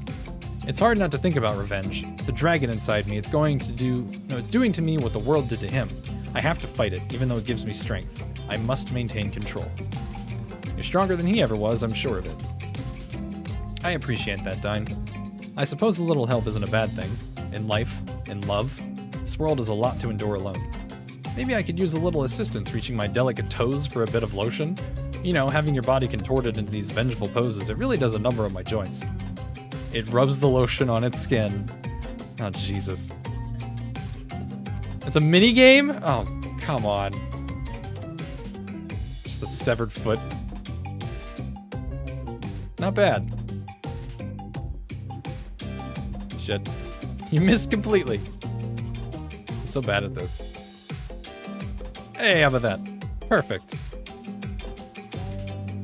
Stop it. Sir? Stop it. Get some help. Ah, shit. You missed completely. Nope, that was way off. I gave you this small opportunity to connect with me. I thought you'd take it seriously. If you can't handle a couple toes, what will you do with more of me? No matter, it's not like I need your help. It was just a gesture. Whoops. You look up at the lighthouse, its ominous dark form hovering above this moment between spirit and yourself. The zombie. Damn. Wow. Evil as it clearly is, in this case it does you a solid by blurting out another ominous moan and burst of black light that rescues you from this awkward silence. Hey, a pirate ship. From seemingly out of nowhere, an ancient-looking ship appears in the water. It glows, itself a thing of death, a spirit of a ship that once sailed these seas centuries ago. A tattered black flag whips in the ocean air above the ship as it careens toward the shore. Before crashing on the rocks, it must have been drawn in by the lighthouse. You hear the distant shouting of sailors as the old wooden ghost ship breaks up and sinks into the water. Oh, right. It does that sometimes, too. Should we, do something? Nah, the sharks will take care of it. Within a minute, the ocean is quiet again except for the waves. Note to self, hungry sharks. But these time-traveling pirates, or whoever they were, you're half sure you saw one of those skull and crossbone flags, aren't the only ones drawn here today. It's Wraith. He has emerged from the palm trees behind you. I didn't come here to break up your date or something. I came here for that. What? Wraith points to the lighthouse. It is indifferent to his attention. I've been seeing it in my dreams, shining its strange light on me. I can't avoid it. Through woods and walls, nothing seems to stop it from reaching out to me. Duh, it's a haunted lighthouse. It does that to everyone at some point. You're no more special than me, those dead pirates, or that mermaid I saw washed up on shore that one time. Ew. Mermaids, by the way, aren't even as close to as beautiful in person as they are in movies. More sea witch than underwater princess, if you get my drift. It's all a part of a vast conspiracy, an epic river of lies that runs beneath the island. Or something. I'm pretty sure I figured it out. The basics, anyhow. If you come with me, you can get cut!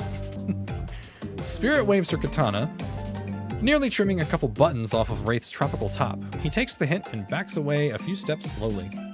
For the quiet guy, he never really shuts up. Okay, be that way. You'll see. Alone at last, tension broken, Deathly moans quiet, and Wraith banished back to wherever he hangs out. You scooch closer to Spirit, breaking in the damp, foggy air that seems to emanate from her. It's not quite clear how that whole fog thing works, but you don't even care. You're feeling this moment. Spirit seems to be feeling it too. She starts to adjust her robe, and you get a peek at the bathing suit beneath. For someone who seems intent on proving how little she cares about what everyone else thinks, she put a lot of work into getting into that suit. It's got straps for days. However, you're so focused on what's happening with Spirit, you don't see the next interruption coming.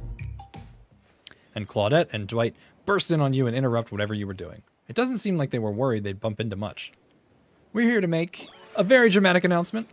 Well, technically, we're here to invite you to join us back at the beach, where we'll be making a very dramatic announcement. It's hard being the producers and the hosts. Aren't survivors supposed to work in groups of 4? When you arrive at the beach, you realize you were set up. Despite promising an announcement, Dwight and Claudette simply stand quietly. This isn't at all what was promised. Wait a minute. There's no announcement here.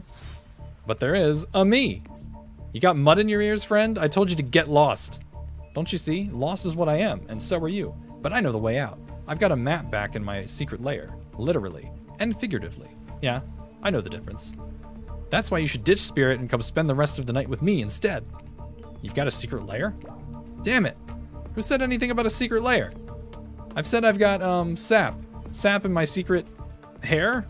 There's a flap. On my secret chair? Don't change the subject. Don't ask me what he's talking about. You're trying to make a mess with the first nice day I've had in I don't know how long, because it's not even clear what year it is, but in a while. I'm not about to be ditched for the likes of you.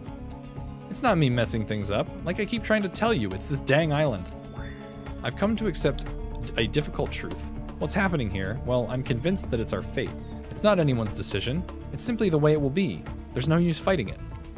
What would you even know about fighting? All you know is hiding in your spooky little secret hair and crying like a baby while ringing your little bell. So don't tell me what I can and can't fight back against. I was born a fighter. A dragon lives inside me. I can't not fight, even when all I might want to do is hide. Don't you see this giant hat? It's a metaphor. If I do have a fate, my fate is to win every fight that comes my way. Got it? Folks? Oh, you hide. I've seen you hide. You do your phase walking routine. What do you call that? It's basically cloaking, and we all know that cloaking is a type of hiding. Folks? You cloak. I don't cloak. I'm not a cloaker. I phase walk out in the open. You just can't see me. You have no idea what they're talking about, but this sure sounds like some video game community forum thread. Minutia, if there ever was such a thing. Not that you know about that either. It sure doesn't seem like Dwight and Claudette are going to stop this, so it's on you. Ahem. I think I was brought here to make this choice, so I'm going to do that now. And I choose, again, with these choices. Why would I choose Wraith? We're gonna stick with Spirit.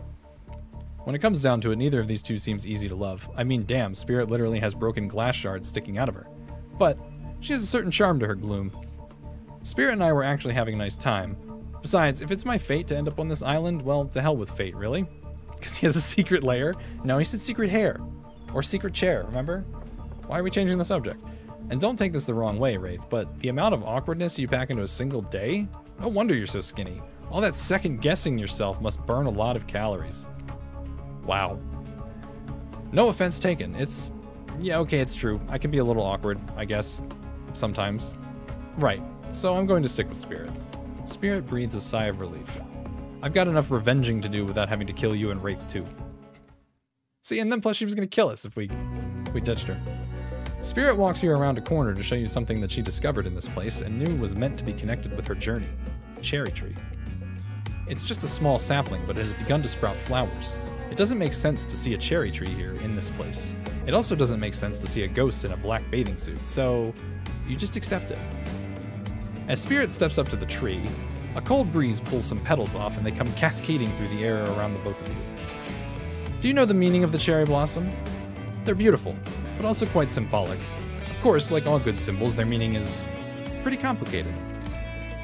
What do they mean to you? For many people, being among cherry blossoms is like being at a celebration of life. People travel great distances just to be near their vibrant beauty. However, as beautiful as they might be, they aren't magical, they're simply flowers. They quickly die and fade away, and for this reason they are also a symbol of the fleeting nature of life, of our fragile mortality. In a way, it's the specter of looming death that calls attention to this special moment, to see and appreciate life. How does that duality make you feel, Dine? In empowered. The knowledge that life and death are a cycle has always given me peace. Accepting the fleeting nature of life like the beauty of a flower in bloom allows me to appreciate the moment without being too hung up on what comes next. As you explain, Spirit's face begins to look sad to you. You're not sure why. It's not the happiest topic, life and death, but why should that matter? And then it dawns on you. Spirit has been trapped in this ghastly state of death with no hope to cycle back, no rebirth, her moment of blossoming life long gone. That scary time of death and decay that comes after the good part, that's Spirit's eternity. I feel like an idiot. I wasn't talking about you. I wasn't even thinking about you. You just answered from the heart. I can't let that bother me. Our priorities are not the same. I have my mission. Once the fallen cherry blossoms represented the souls of samurai warriors, those with noble characters, those who did not fear death, those who were killed in the greatest sacrifice to honor their emperor. Their lives were short, but their purpose gave them beauty. Those warriors saw death coming, but they never despaired. They stood and faced it. They held their swords and struck down their fear. But despite the samurai spirit that lives on in me and my noble bloodline, my life has ended, but my death continues to stretch on. The cycle is frozen. This cherry tree, it's not real. Though its petals fall, they soon replenish, as if it were installed here by someone. You watch as Spirit chooses her words very carefully. By something with no respect for the balance of life and death. We're sorry to interrupt. You know we don't believe you, right? Yep. But this time we've got a really good reason. And it has nothing to do with us being manipulated by an unseen force, because that's definitely not happening. Nobody accused you of that, but okay. We're just here to tell you that it's time for dinner, silly. Get it while it's hot. I guess it's time to go or whatever. Thanks for spending some time with me today. I enjoyed it. Me too. What a fun day you've been having. I can see it written all over your face. You're shining, and that's not just the remaining anxious sweat from spending an afternoon courting a psycho killer. No, you are really feeling this whole romantic experience. Don't worry, I'll keep your dirty little secrets. But enough gentle ribbing, it's time to get back to business. All the, appetizing singles have arrived for dinner, including Trickster. Wraith is here too. We're not going to do the gag where we cram them all on screen at the same time again, so just believe me, they're all here, and they're all just as sexy and demented as you remember them. With your love on the line, everyone is being very careful not to offend you by saying the wrong thing. Congrats, by the way, on getting this far. I'm as surprised as you are that these 4 are falling for you. No, not because of your personality, but because you just met them yesterday. However, since Huntress seems to be the biggest long shot to end up holding onto your heart, she throws caution to the wind and speaks up. It's a pretty small consolation prize for being the least loved killer on Murderer's Island, but hey, letting them have this one moment in the spotlight is the least we can do, and heaven knows they won't do any better than that. Since it seems like I'm going to be alone forever, I'm focusing on myself. I have hobbies of my own, you know? Besides stealing, kidnapping, and killing, cooking is my passion. Tonight we will be feasting on a succulent squirrel appetizer, with roasted elk as the main, served with a side of mushrooms. Those mushrooms are probably poisonous. And elk, huh? More revenge for the elk that killed her mother? If I had a nickel for every revenge-obsessed killer on this island, I'd have some number of nickels. Certainly more than a few. I personally hunted, killed, skinned, and prepped our meal. I even picked the mushrooms myself. Oh, they're definitely poisonous. And cheesecake for dessert. What, not Russian enough? I'm not so one-dimensional, you know? Dinner will be served shortly, but certain power brokers would like to know about your day. Would you like to share your day with the rest of the group? You've had an interesting day, that's for sure, but how will you describe it to the others? Say too much or too little and it could affect your standing with the group. Sounds like a good time to save.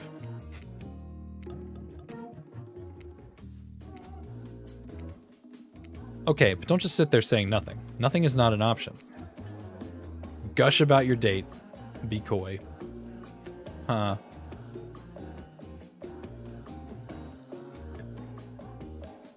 Gush about your date. I wish you could all get to meet the real Spirit. She has a beautiful soft side, and you'd all get to see it if you were a bit nicer to her. Spirit looks totally horrified. Should I go back? I promise she doesn't want people paying her any more attention. She's just trying to do her own thing, not fit into this killer club. Seriously? Did you listen to a single thing I said today? It seems clear to me that you did not. I feel like I should reload. Dwight and Claudette bring out dinner. Everyone eats in silence. No one trusts anyone now, and they are all very tired. Oh wait, no sorry. That's a dreary supernatural horror thriller set in Antarctica, not a charming parody dating sim set in an undisclosed tropical paradise. What, did I just ruin the mood? Alright, let's see what happens if I try the other option. if we just be coy. Alright, yeah, we've had an interesting day. Be coy. That wasn't really a date, more like two people avoiding everyone else and choosing to be alone, but doing it in a relatively close proximity to each other. That's exactly right. Oh, okay. So she wants us to be coy. Couldn't have not said anything of value better myself. Spirit is clearly happy with the way you portrayed your date. No surprise. She doesn't like people getting into her business. Alright, well, lesson learned. Dwight and Claudette bring out dinner. Everyone eats in silence. No one trusts anyone now. Oh, so that's still the way it is. And they're all very tired. Bony appetite. Don't you mean bone? No, almost everything we serve has a lot of bones in it, even the vegetables. Impossible to avoid on this island. Everyone eats without speaking. Tensions are rising, both of the sexual and deadly variety. When everyone finishes, Dwight and Claudette come back to clean up the table.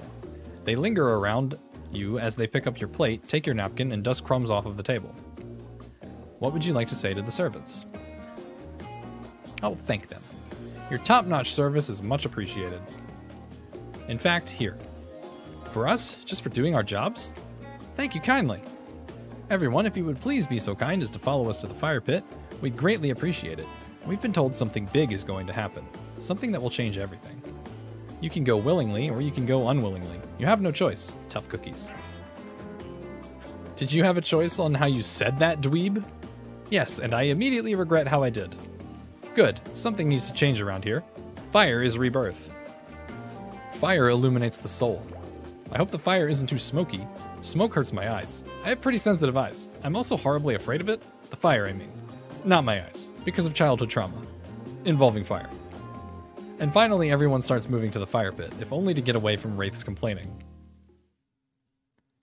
Oh my god.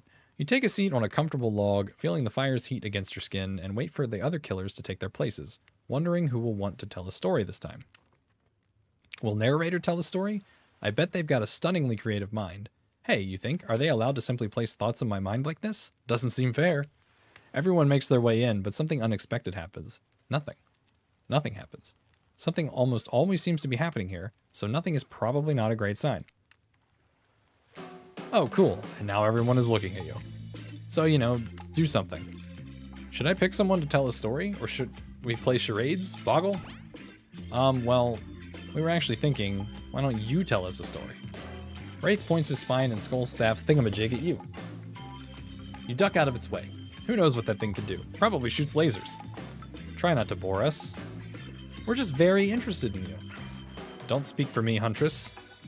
Now you can't tell if you're warm from the fire or if it's your nerves heating up. I know that the fire is right here, but maybe if we stop talking about it all the time, we can start to pretend it's not here and doesn't, you know, threaten to burn us all alive. He's not supposed to hear me. Get out of here, Wraith. Dime was about to make an important decision about telling a story or not.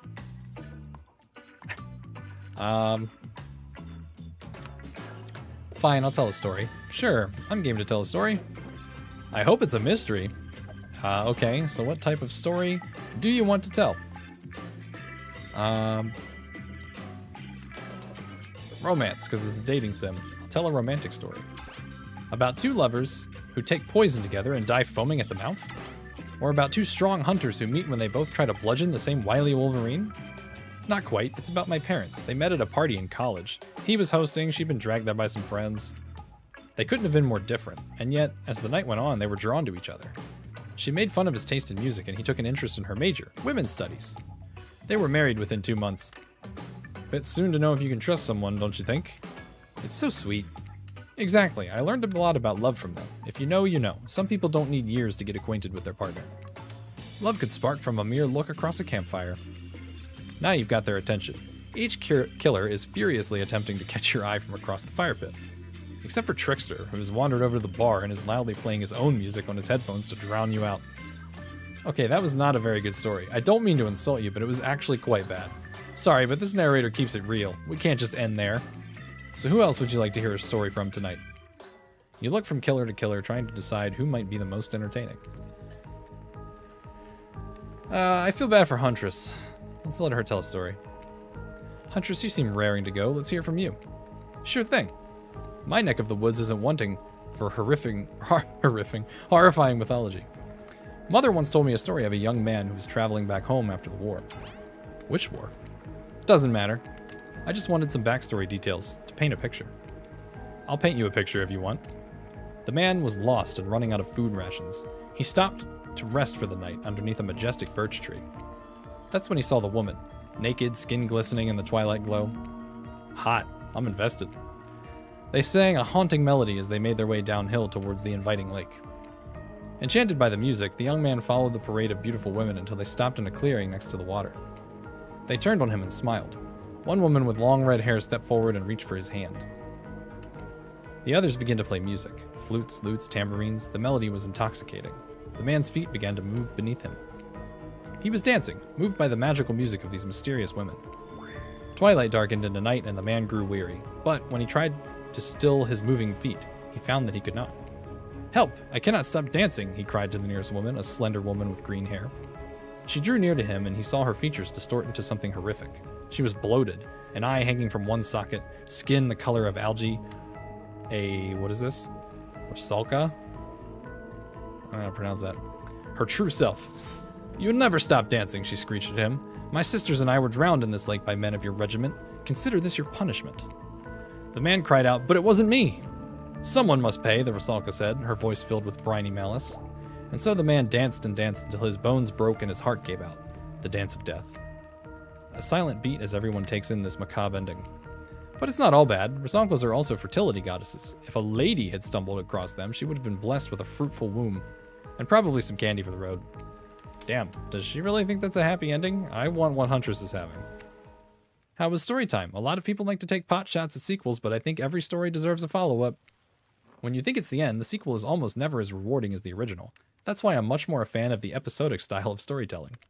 Knowing it's a series takes a lot of pressure off of any individual installment and builds a greater sense of community between the audience and creator. Tell me, Dine, if you could delete any sequel from existence, what would it be?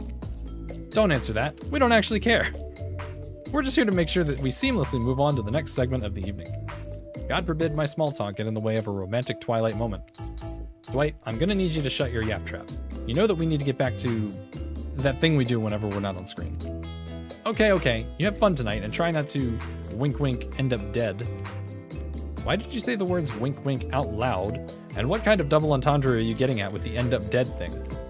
Dwight is physically incapable of winking, not since the accident. And you do know that all of these people are despicable criminals with double-digit kill counts, right? Well, except for Spirit. She really doesn't belong here. She's strictly a victim, not a perpetrator. No wonder she's pissed.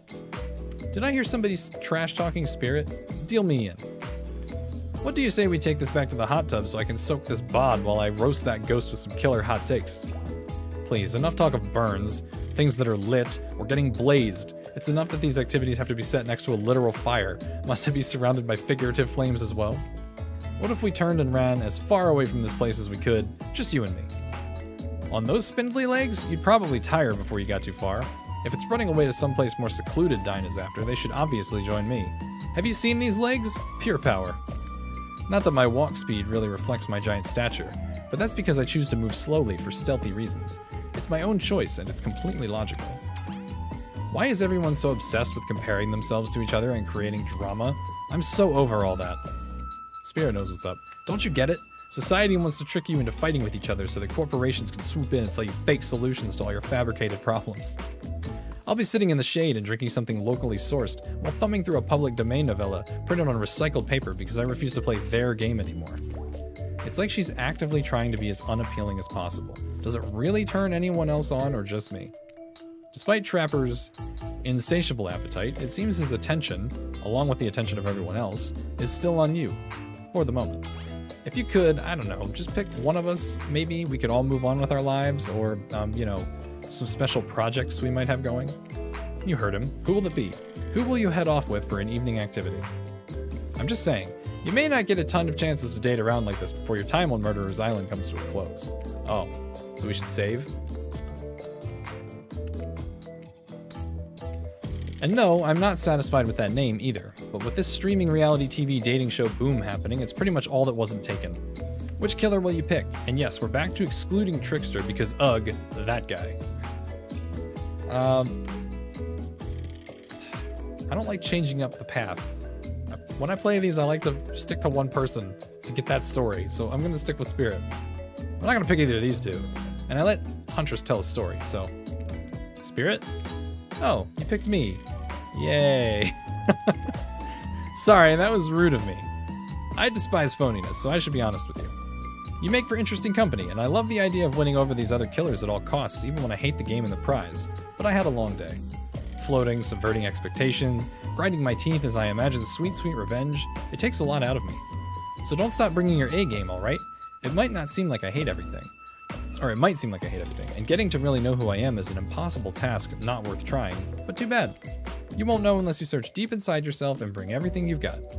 Or just say the exact right thing at the right time and melt my cold heart in an instant. I don't know the rules here any better than you do. See you at the bar, I guess.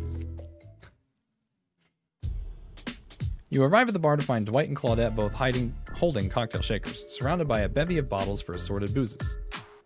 Who's ready to get wasted? Well, I don't drink, so not me. You really don't drink, ever? Is that a, like, because it will just fall out a hole in your stomach thing, or... I don't drink alcohol because alcohol is poison of the body and the mind, and I don't need to act like a fool to have a good time. Hang on a second, I'll be right back.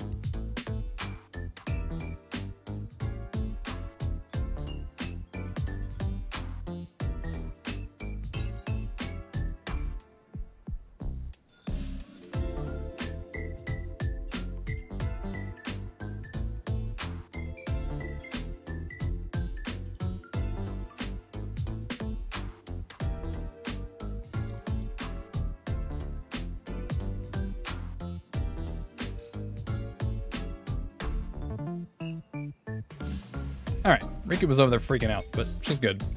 Anyway. She's crap, I mean, she's fine. I don't drink alcohol because alcohol is poison of the body and the mind, and I don't need to act like a fool to have a good time thing. To have a good time thing? I feel like that's not right. Then why did you choose a mixology lesson as your romantic nighttime activity? Everyone knows this kind of date is just an excuse to get loaded up on booze and make terrible decisions. It's true, not a single person has ever learned anything at one of these things. Dwight, now that's not true. You learned how to tie a cherry knot in a stem using only your tongue. Whoa, whoa, who ordered the soda with a splash of my private business? Because that's off menu. Well, I know what I'm drinking to forget tonight. Mixology is a real thing, and it doesn't require alcohol to be interesting. I'll have you all know that I worked at a restaurant before I was violently executed. By your father. On whom you will have your bloody vengeance. Right, well, so be it. How about you, Dine? Do you drink? Booze it up. Well, with all due respect to Spirit, I don't personally have anything against a little bit of alcohol. And this is a resort, I think? And I'm on vacation, I guess? So bring on the booze. I was afraid you'd say that, you see? If you and Spirit have different dietary restrictions, that means we gotta make 2 different drinks with 2 different sets of ingredients. And that's like double the work for the same amount of pay, which is already 0, for a job we both hate. What do you say? Would you maybe bend your will just a teensy little bit to make life easier for us? No. Okay, your position is firm. I feel you. Dine, be a pal? What do you think? We gotta get this show on the road.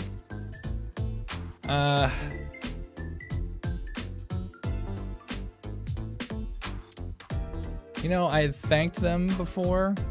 I was already being nice before. I feel like I'm gonna stick with my answer. You've heard that the customer is always right, haven't you? Well, technically that's me, I think. A good bartender juggles lots of drinks at once for hours at a time. I think the 2 of you together can handle splitting 1 simple lesson in 2. Chop chop! Spirit rolls her eyes as you explain Claudette and Dwight's jobs to Claudette and Dwight's faces. Wow, how generous of you, Dine. If you didn't explain what bartending was, I don't know how any of us would survive another night on this island. Shit. Why are you so desperate to get drunk? Is my company not intoxicating enough? Well, when you put it like that, I feel a bit foolish. Just a bit? I'd say you've gotten off easy. Claudette and Dwight return with double the bottles, double the glasses, and an entire cart filled with additional ingredients. Don't worry, we've redesigned the entire class around your new requirements. We won't let you down. You know what? I've changed my mind. We can skip the alcohol and just have a mocktail demo instead. You hear a slight cracking sound as Claudette grips one of the bottles she just dragged over the bar to satisfy your original request. Gosh, how gracious of you. So, lovebirds, what drink shall we make? Zombie. A zombie sounds pretty fun, right? Is that some kind of sick joke? Oh, no, sorry. You didn't think I meant you, did I? I would never. It's not an undead insult. It's some kind of kooky retro cocktail. It has a bunch of ingredients and a signature look. I thought we could make one. And the best part, they're served out of an empty skull. You see Claudette's eyes go wide as she makes "cut it out, dummy" hand symbols to Dwight. An empty skull-shaped glass, not a literal skull. We don't have any of those on hand to pour drinks in. And even if we did, yuck. Am I right? Okay, you've got my attention. So what's in one of these? You do actually know, right? And you promise it's a good drink? It's definitely not a joke about my semi-undead state. Ah ha ha, yes, of course I know. Don't worry, we've got plenty of ingredients at our disposal. Why don't you show us? You're gonna do it live? She's gonna be so impressed by your mixology knowledge. You got this. We're gonna save. Yep. All right. We're going non-alcoholic, so first we'll start with a substitute for the... Oh, what is it made of? Shit. I think it's vodka. That's not in a zombie. Oh, shit! Then we'll toss in some... lime juice. Not too sour, not too sweet. A tropical vibe courtesy of some... falernum? I'm more of a horchata gal, but falernum is in more traditional recipes. The refreshing sweetness of pineapple juice. It's hard to find a finer juice than pineapple. And for a blood red tint, a splash of grenadine. You toss in the final ingredient plus a few drops from some other random bottles for no reason beyond the fact that they look cool, and mix it all up in a shaker just like that in the movie you never saw because we can't mention another single intellectual property that we don't have a proper license for. I must say, it's surprisingly drinkable. I don't think it's a legit zombie, but what do I care, really? Passable mediocrity, Dine, is thy name. I'll take it as a compliment. Now, can I just get some ginger ale? Don't take it too personally. I plan on drinking the rest after you two leave. Before you get a chance to try your own creation, the sound of thunder from an approaching storm echoes from over the ocean. Lightning strikes a palm tree on the beach, and it immediately starts a fire. The activity ends abruptly as Claudette and Dwight usher the two of you away from the bar. Some what now? Which part? The grenadine? The gang's all together again on the volleyball court. Seems like only yesterday you were sitting on the sidelines watching everyone get sweaty. That's because it was? Oi, feels like we've been here a lot longer than that, actually. Oh, the falernum? I have no idea. We're gonna have to check Google. I have no clue. It's so late that the sun is already beginning to rise. Better get this over with quickly so that you can get some beauty rest. I do not recommend the eternal damnation of perpetual narratordom. Good thing you've really used your time well since then. Really getting to know the gang. The brain, the mogul, the basket case, the psychotic bunny girl. You know, the 4 types of people. Anyway, everyone is gathered on the volleyball court for a new type of game. Pitch your dream date and see who Dine chooses. I couldn't remember the last thing I said. I just remembered saying grenadine. Who's ready for a round robin? How round are we talking? No, not to eat, Huntress. Each killer gets 2 minutes to tell you all about the dream date they have planned for you tomorrow. In no particular order, which is a weird thing to mention, right? Almost like the order does matter. Trapper, why don't you go first? You think you deserve it, even if in this case it's a subtle dig. Stop talking. Trapper, without further ado, would you like to make us all uncomfortable by pushing the boundaries of what's acceptable not only in polite society, but within the narrative of this in-world event and also the larger meta-narrative of a Dead by Daylight dating experience? Sometimes you just gotta say it. Why yes, thank you, I'd love to. So, Dine, you're thinking of picking me? Well, this is your final warning. Pick me and be punished. And rewarded? Tomorrow will suck. Probably. I'm not an easy guy to get along with. I know that. But I can tell you this much. I'm hiding a secret on this island that will make fans shit themselves with excitement. If you like Trapper, you're gonna love it. And if not, you're a maggot. Also, everyone, even confident, sexy ladies in rabbit masks, better stay the hell away from my yacht. And time's up, everyone. Gosh, you'll need to dream about these options so you're ready to choose in the morning. Now, go dream about all these swoon-worthy options so that you're ready to make a choice come dawn. Have a swell night. Did you two forget to mention something? Ha, oh gosh, how could we forget? Before you run off to slumber peacefully, there's one more thing to do. No reality survival dating competition parody would be complete without singling out one of our contestants who is already teetering on the edge of a psychological break. And giving them a little push. Hold up, this has been a survival dating competition parody this entire time and I'm just now finding out about it? Come on, the signs were there, you just didn't read them. Welcome to Murderer's Island. It's now time to eliminate one of the killers. Oof. It's like a butchering, but it hurts even worse. You can't kill a killer, but can you break their heart? Do you dare to even try? You mean... That's right. Tomorrow one of these sexy slicers will not be eligible to take you on a date. Who's it gonna be? But why? Because it's dramatic? Because it's surprising? Because it's a classic reversal of fate? And it will hurt someone's feelings. Someone dangerous. What's it gonna be, champ? What's your thought process here? Trapper seems like he might throttle you in your sleep if you eliminate him.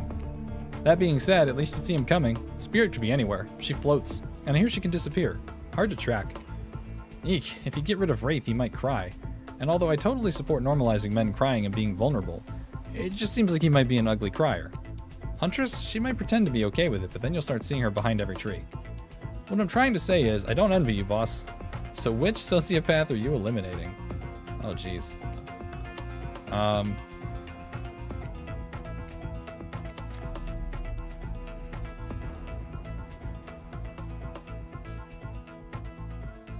gonna get rid of Wraith. Look, I'm here and I'm horny, and I'm not really getting positive reinforcement from you, Wraithy Poo. Please don't take this personally, it's just my opinion of you and who you are and what you're about deep down as a person and how I don't like it. Like, give me something, you know? A kiss, a wink, hold my hand, finish telling me about all this mysterious stuff you're obsessed with. Or better yet, don't. Wraith rises, taller than you've ever seen him, and calmly walks to the exit. What's up, Bronco? How you doing? Before he leaves, he turns to you. When you came here, I thought perhaps you would be different. I don't know how my last bit of hope in humanity hadn't been snuffed out, but it wasn't. It is now. You're just like the rest of them. There is no hope of goodness here. The only thing I can do is try to escape. Or burn everything and everyone to the ground. He leaves. Pretty badass exit, was not expecting that.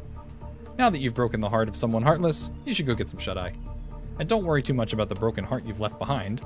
Because of course, they'll be receiving a consolation prize. They might not get to go home with Dine when this is all over, but they'll never sleep alone again. That's right, we're sending our eliminated player home with... their own mostly new Trickster body pillow. The next best thing to the real Trickster. It might not hug you back, but it definitely won't try and stab you. And how do we know? Because I've tried it. That's right, it's Dwight tested, Claudette approved. I hope you sleep well tonight, Dine. You're my hero for what you've accomplished. How can you sleep tonight knowing what you've done? No, not because of the guilt. I mean knowing that there's a legit homicidal maniac who hates you so close by. How can you sleep tonight knowing what you'll do tomorrow? I don't know how you'll do it, but you better go before Dwight and Claudette come back and put you to sleep themselves. You know those two. Schedule, schedule, schedule. Alright, I guess we're coming up on the end of the game here. Wow, what a crazy way to end the day. An elimination? I didn't even know it was that kind of a game. Let's check in with everyone, especially with our loser. Everyone deserves a send-off. We'll see how things go tomorrow, I suppose. I'm not expecting anything. I tend to shut my mind off during hard times. I know I seem all excited and devil-may-care, but the truth is, I'm really a pessimist at heart. That tends to happen when... your mother is skewered by an elk when you were young? Yeah, how'd you know? Wild guess. It's also the only thing you talk about. If you'll excuse me, I think I saw a raccoon over in that tree, and I'm feeling peckish. I know I said some things when Dine kicked me to the curb, and, I just want to say I'm embarrassed for how I acted. Not what I said, though. I stand by it. I want everyone here to burn. How would I say things are going? It's a matter of perspective. If Dine's goal is to impress me, things are going poorly. But if Dine's goal is to get themselves killed, they're doing an amazing job. Did I think there was a chance I might get eliminated? Yeah, I did.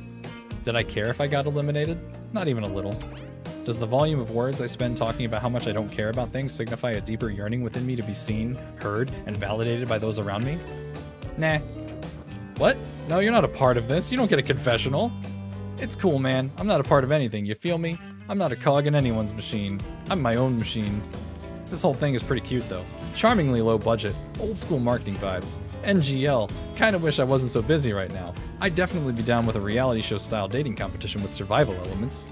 But I got my new album, upcoming tour, finalizing the new sneaker line, producing a limited series on my life, starting a new social media NFT crypto app, and doing these private gigs over on IP Island.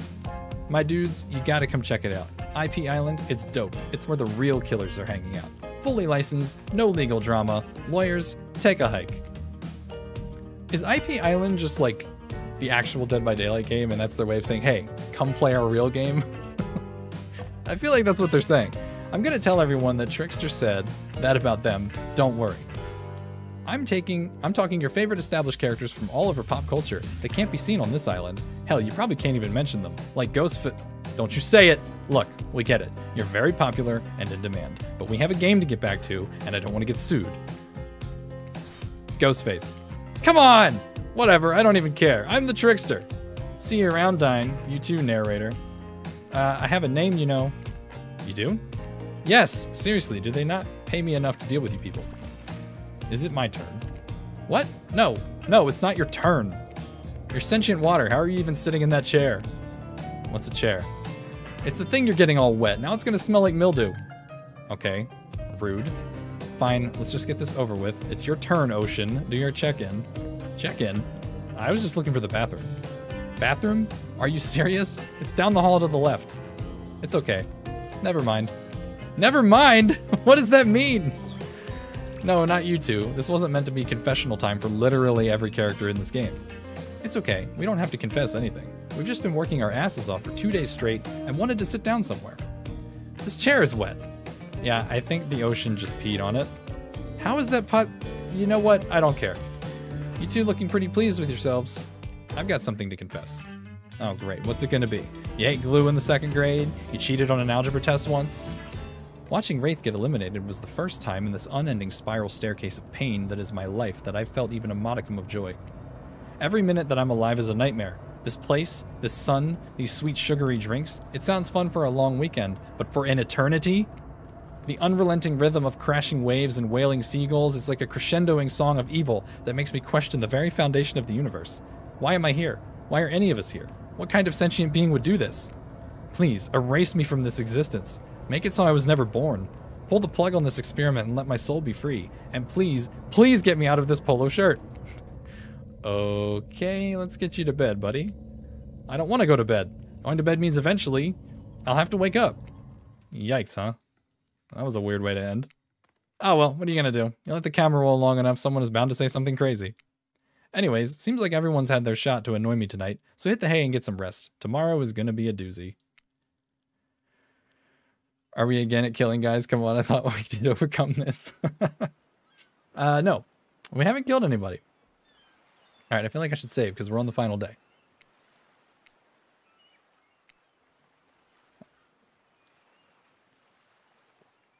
All right. Soft sunlight warms your skin, nudging you awake. Also, you're using a killer crab as a pillow, which is sort of okay with. What's that? You don't know about the killer crabs? Oh, right. You didn't go on that huntress date. You really missed out. It was thrilling. Or I guess it would have been. You'll have to play the game again to get that reference, I suppose. You pull on your beach attire and splash water on your face. Dwight and Claudette approach. Is that look on their faces excitement? Terror? You notice your stomach flutters with butterflies. Someone's in love. Or you've been infected with zombie butterflies in your sleep. It has happened here before, but it's probably the love thing. It's time.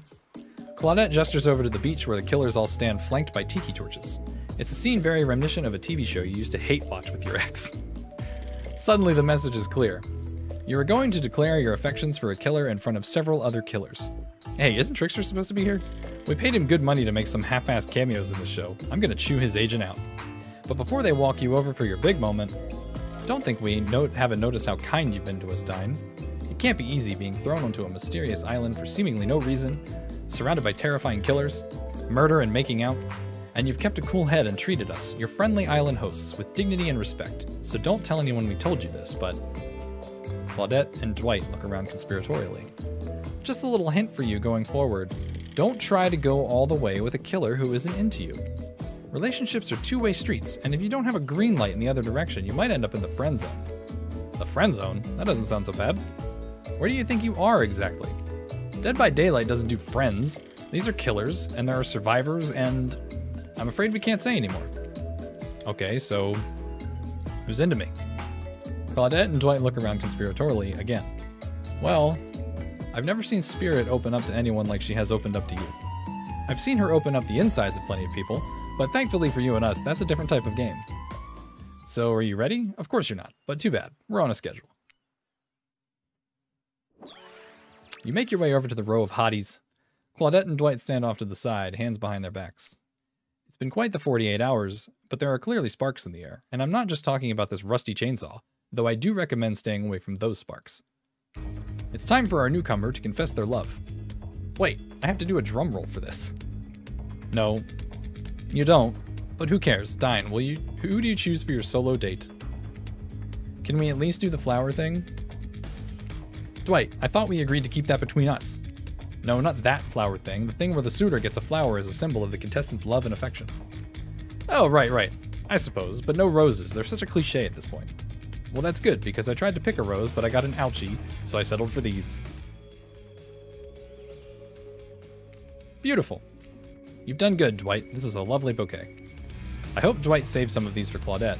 They're a thing, right? You're getting that vibe too? Just me? Sorry, you've got other things to think about right now. Dine, who do you select to receive these flowers and spend the day with you today? I have not... Okay, we already knew this was going to happen. You approach Spirit, peering below the brim of her impressively large hat and into her haunting eyes. Spirit, since I met you, I've been enchanted by your presence. You've challenged me to be a better person and resisted the urge to show me the sharp end of your katana. For that, I thank you. I'm ready to take our relationship to the next level. And we shall, up to the eye of the dark storm that is our reality, to the lantern room of the Black Lighthouse. It's time to see what you're made of, Dine. Is she gonna try to kill me? I thought it might be nice to start the day out on Trapper's yacht before we head up to the Black Lighthouse. Even if I kinda hate this basic tropical vacation stuff like yachts and snorkeling or whatever, it's good for you to see me in the sun a little bit at least. There's more to me than what you've already gotten to experience. I know that my whole vibe can be a little dark. The hat, the swimsuit, the plume of floating hair. This wasn't always who I was. I was a normal young woman once, went to school, hung out with friends. I even had a part-time job working at a restaurant in town. And then, well, I know what happened. Your father, he murdered me and I woke as an undead Avenger. That's not what I was getting at.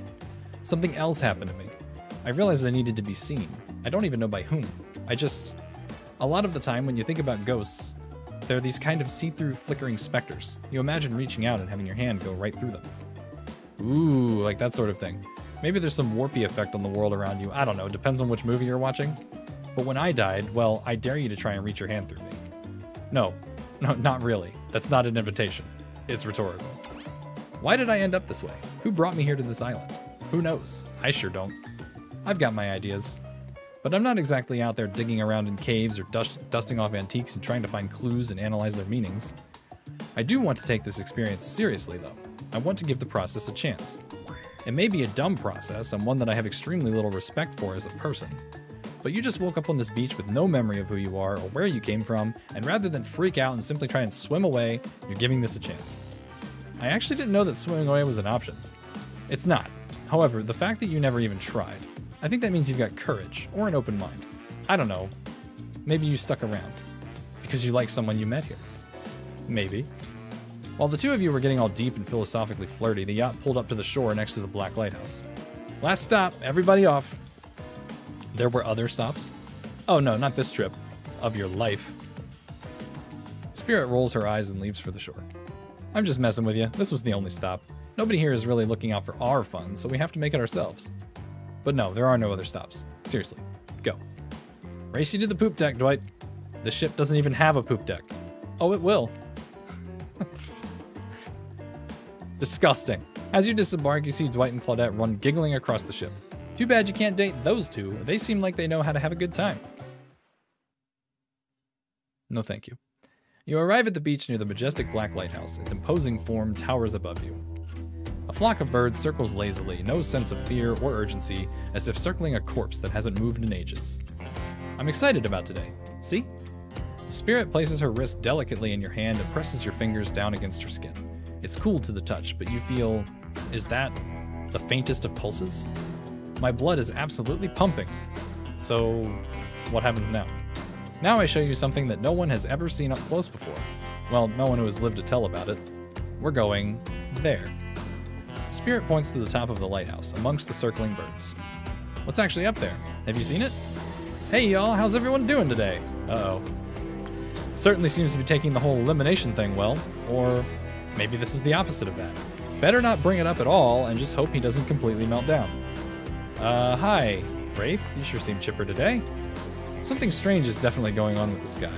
Well, something else strange. Something different than what's usually going on. Wraith takes a deep breath, sucking in the ocean air like it's the greatest air that has ever been sucked. That's certainly a sentence. Dine, thank you. Thank you for choosing someone, anyone else to go on a date with today. Alone, again, forever. This is how it was meant to be. I feel alive. Are you done? We're kind of, on that date you just mentioned. I'm glad you're feeling better, Wraith, but like she said, we're in the middle of something. You mind? Oh, right. So what you doing? Heading up into the eye of the lighthouse? I love it up there. You can really see the whole island from up there. In fact, Spirit, I thought you said no one has been up there and lived to tell about it, but this sounds exactly like telling about it.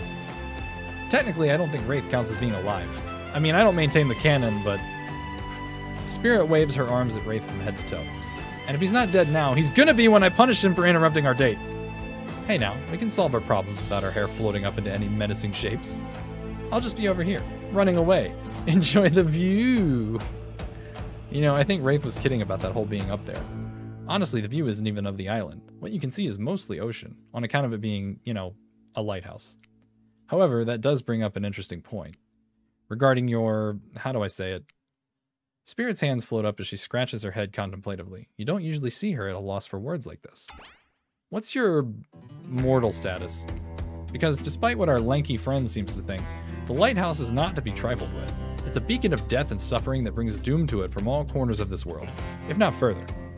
Well, duh, you saw a freaking pirate ship seemingly travel through space and time only to crumble at the rocks beneath this spooky tower. But you decide not to point it out, because that wouldn't be too romantic, now would it? I think I'm alive? I'm here with you, walking this beach, feeling the water on my feet, feeling the sun on my skin. Here with me, the Spirit. Does that really make you alive? I guess I don't know. If you come with me up into the eye of the Black Lighthouse, you may never return. Is that a risk you're willing to take? Because we have something. I won't deny it. I feel it. I'd hate for you to simply turn to ash. If we were to commit right here and now to figuring this out as friends, we could put that risk off for another time. Just be friends? Ouch. Is this her way of letting you down easy? I don't know if I want that. Friendship. I want you. That's why I chose you. I can't decide this for you. I can only warn you that it may not be safe. You might die up there and there's nothing I can do about it. Stay down, live for sure, go up, maybe die. And I can't save. Ah, shit.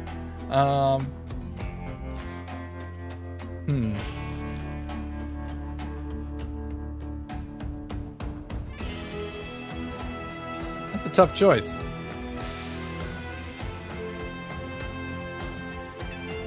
Go up and maybe die.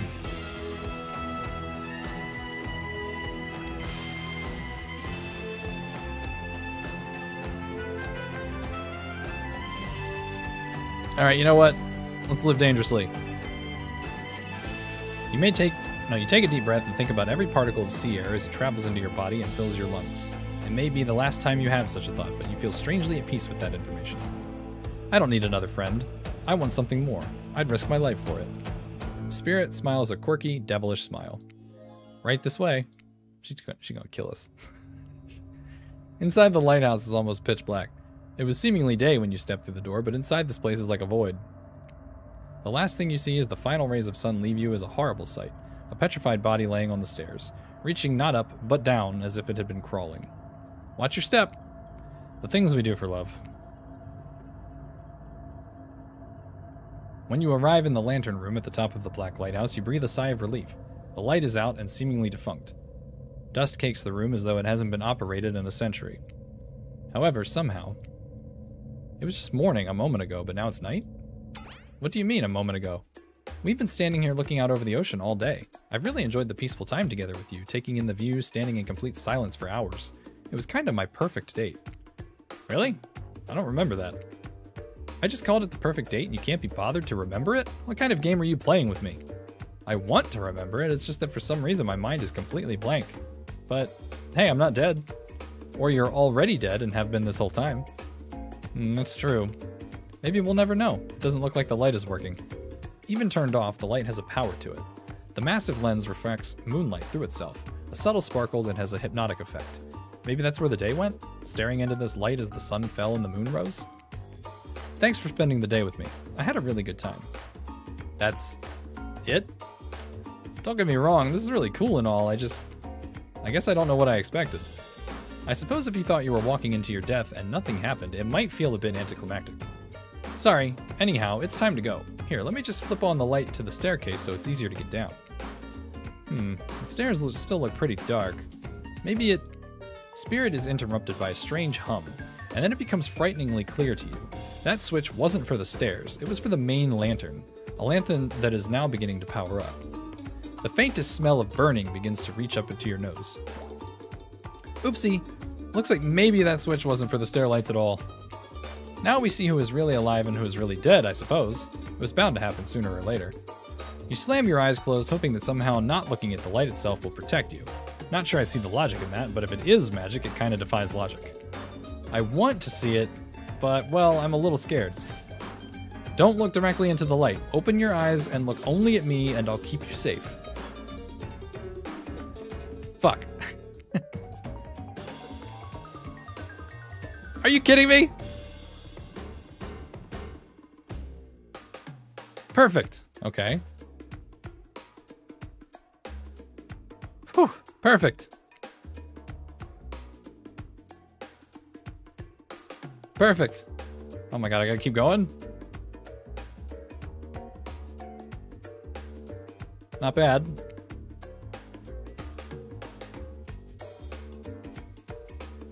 Whoa, perfect. Are you okay? You seem okay. I hope I haven't ruined this by pushing you to do something you weren't meant to do. You're so brave. Maybe not so coordinated, but certainly brave.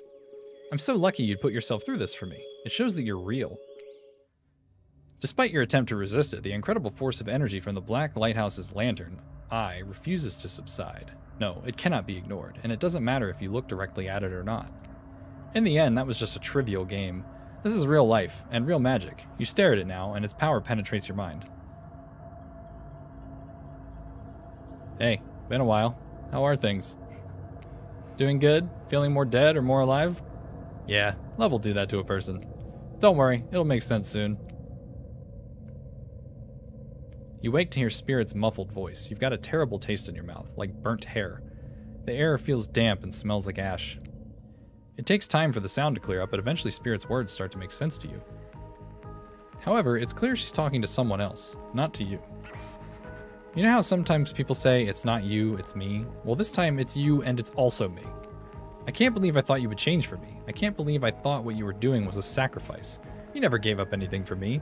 Well, today I saw what love looks like, and it looks a whole lot different than this. I don't think you're hearing me, which is weird because I'm practically shouting. Nobody breaks up with Trapper. Nobody! Oh shit. Oh yeah? Fine. Nobody breaks up with Trapper. But I'm not doing that. I'm dumping. Don't you say it. I'm dumping Evan McMillan, and there's nothing you or he can do about it. It's over between us, Evan. Rin, Trapper turns from Spirit and looks directly at you. You realize that you're laying on the ground of some weird tunnel. I think that your shouting woke up Dine. My shouting? I'm just gonna stay quiet. In an attempt to be as quiet as possible, you hold your breath and freeze in place. Sorry we woke you up, Dine. After what happened, you'd probably be better off sleeping for a bit longer. Things just got out of hand. How'd you know? You were talking in your sleep, basically non-stop until you woke up and then got quiet. What was I saying? I don't know. I don't speak Dutch. What? What is it? Je spreekt Netherlands? I don't know how to speak Dutch either. What does that mean? Something else in Dutch. Yeah, see, there you go again. The jig is, as they say, up. They know you're awake now, and you're going to have to deal with this awkward situation head on. Clearly, I shouldn't be here. You two are having a very personal conversation that I don't need to be involved in. I don't even know how I got here. Not here on this island or here in this creepy tunnel. As far as this island goes, your guess is as good as mine. As far as this tunnel goes, we brought you here. We? You and Trapper? But after the lighthouse light came on, you blacked out. On your way down, I thought you might have hit your head or something. It's hard to tell what blood is new or old around here. Either way, I wanted to get you someplace safe, and so I asked Trapper for help. It's not that I can't carry you, I just didn't feel like it, you know? I hate messing with my shards.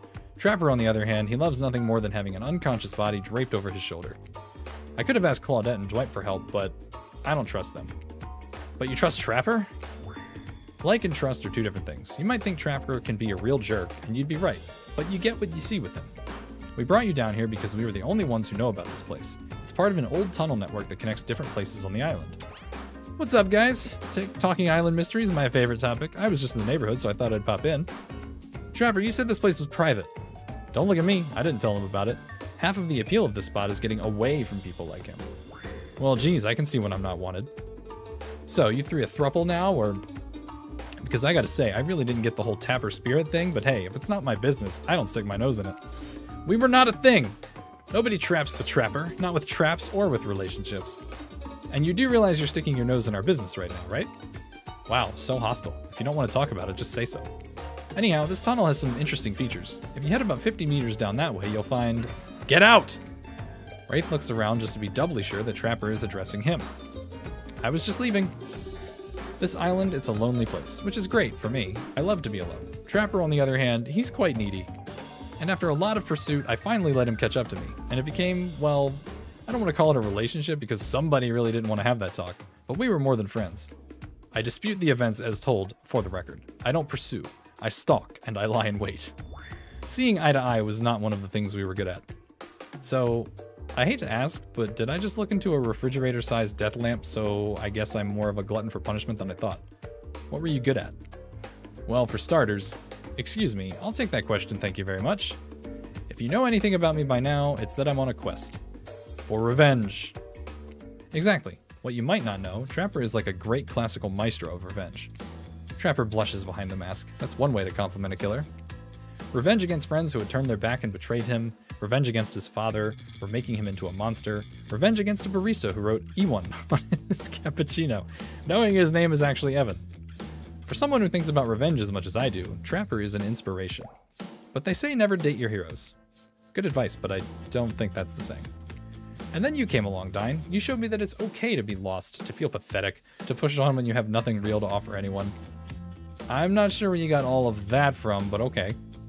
You held a mirror up to my own doubts and fears and showed me that they aren't everything about me, that I can embrace those things but not be defined by them. You showed me that life after death can be more than just an obsession with revenge and mind-blowing sex on the ground in a dark cave or a dusty old tunnel. Trapper nudges you in the ribs with his elbow. Gross. Clearly, appealing to Trapper's better features has been a winning strategy for dumping his ass because he seems to be taking it quite well. This whole half-assed dating show parody thing, at first I obviously thought it was a lame idea. What kind of moron thought there was an audience for this?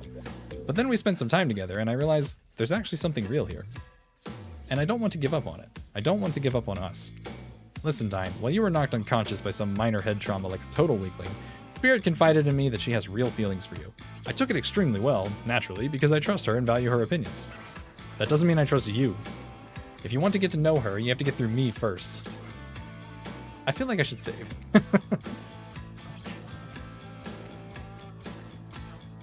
By passing Trapper's Test trademark, coming to BHVR TV Sundays at 8 p.m.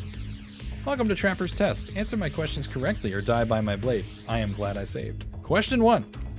What is Spirit's real name? The one given to her by her murderous father, which she only lets her real friends call her? Well, you called her Rin. Okay, you got that one. Don't celebrate yet. Question 2. What lives inside Spirit? A dragon. Sure, everyone knows that. They won't all be this easy. Question 3. Where did Spirit work back when she was a normal college girl before she was hell-bent on revenge? Restaurant. I know, to think I would date a waitress. Don't tell my father I ever mingled with the help like that. He'd be so disappointed in me. Question 4. What's Spirit's favorite color?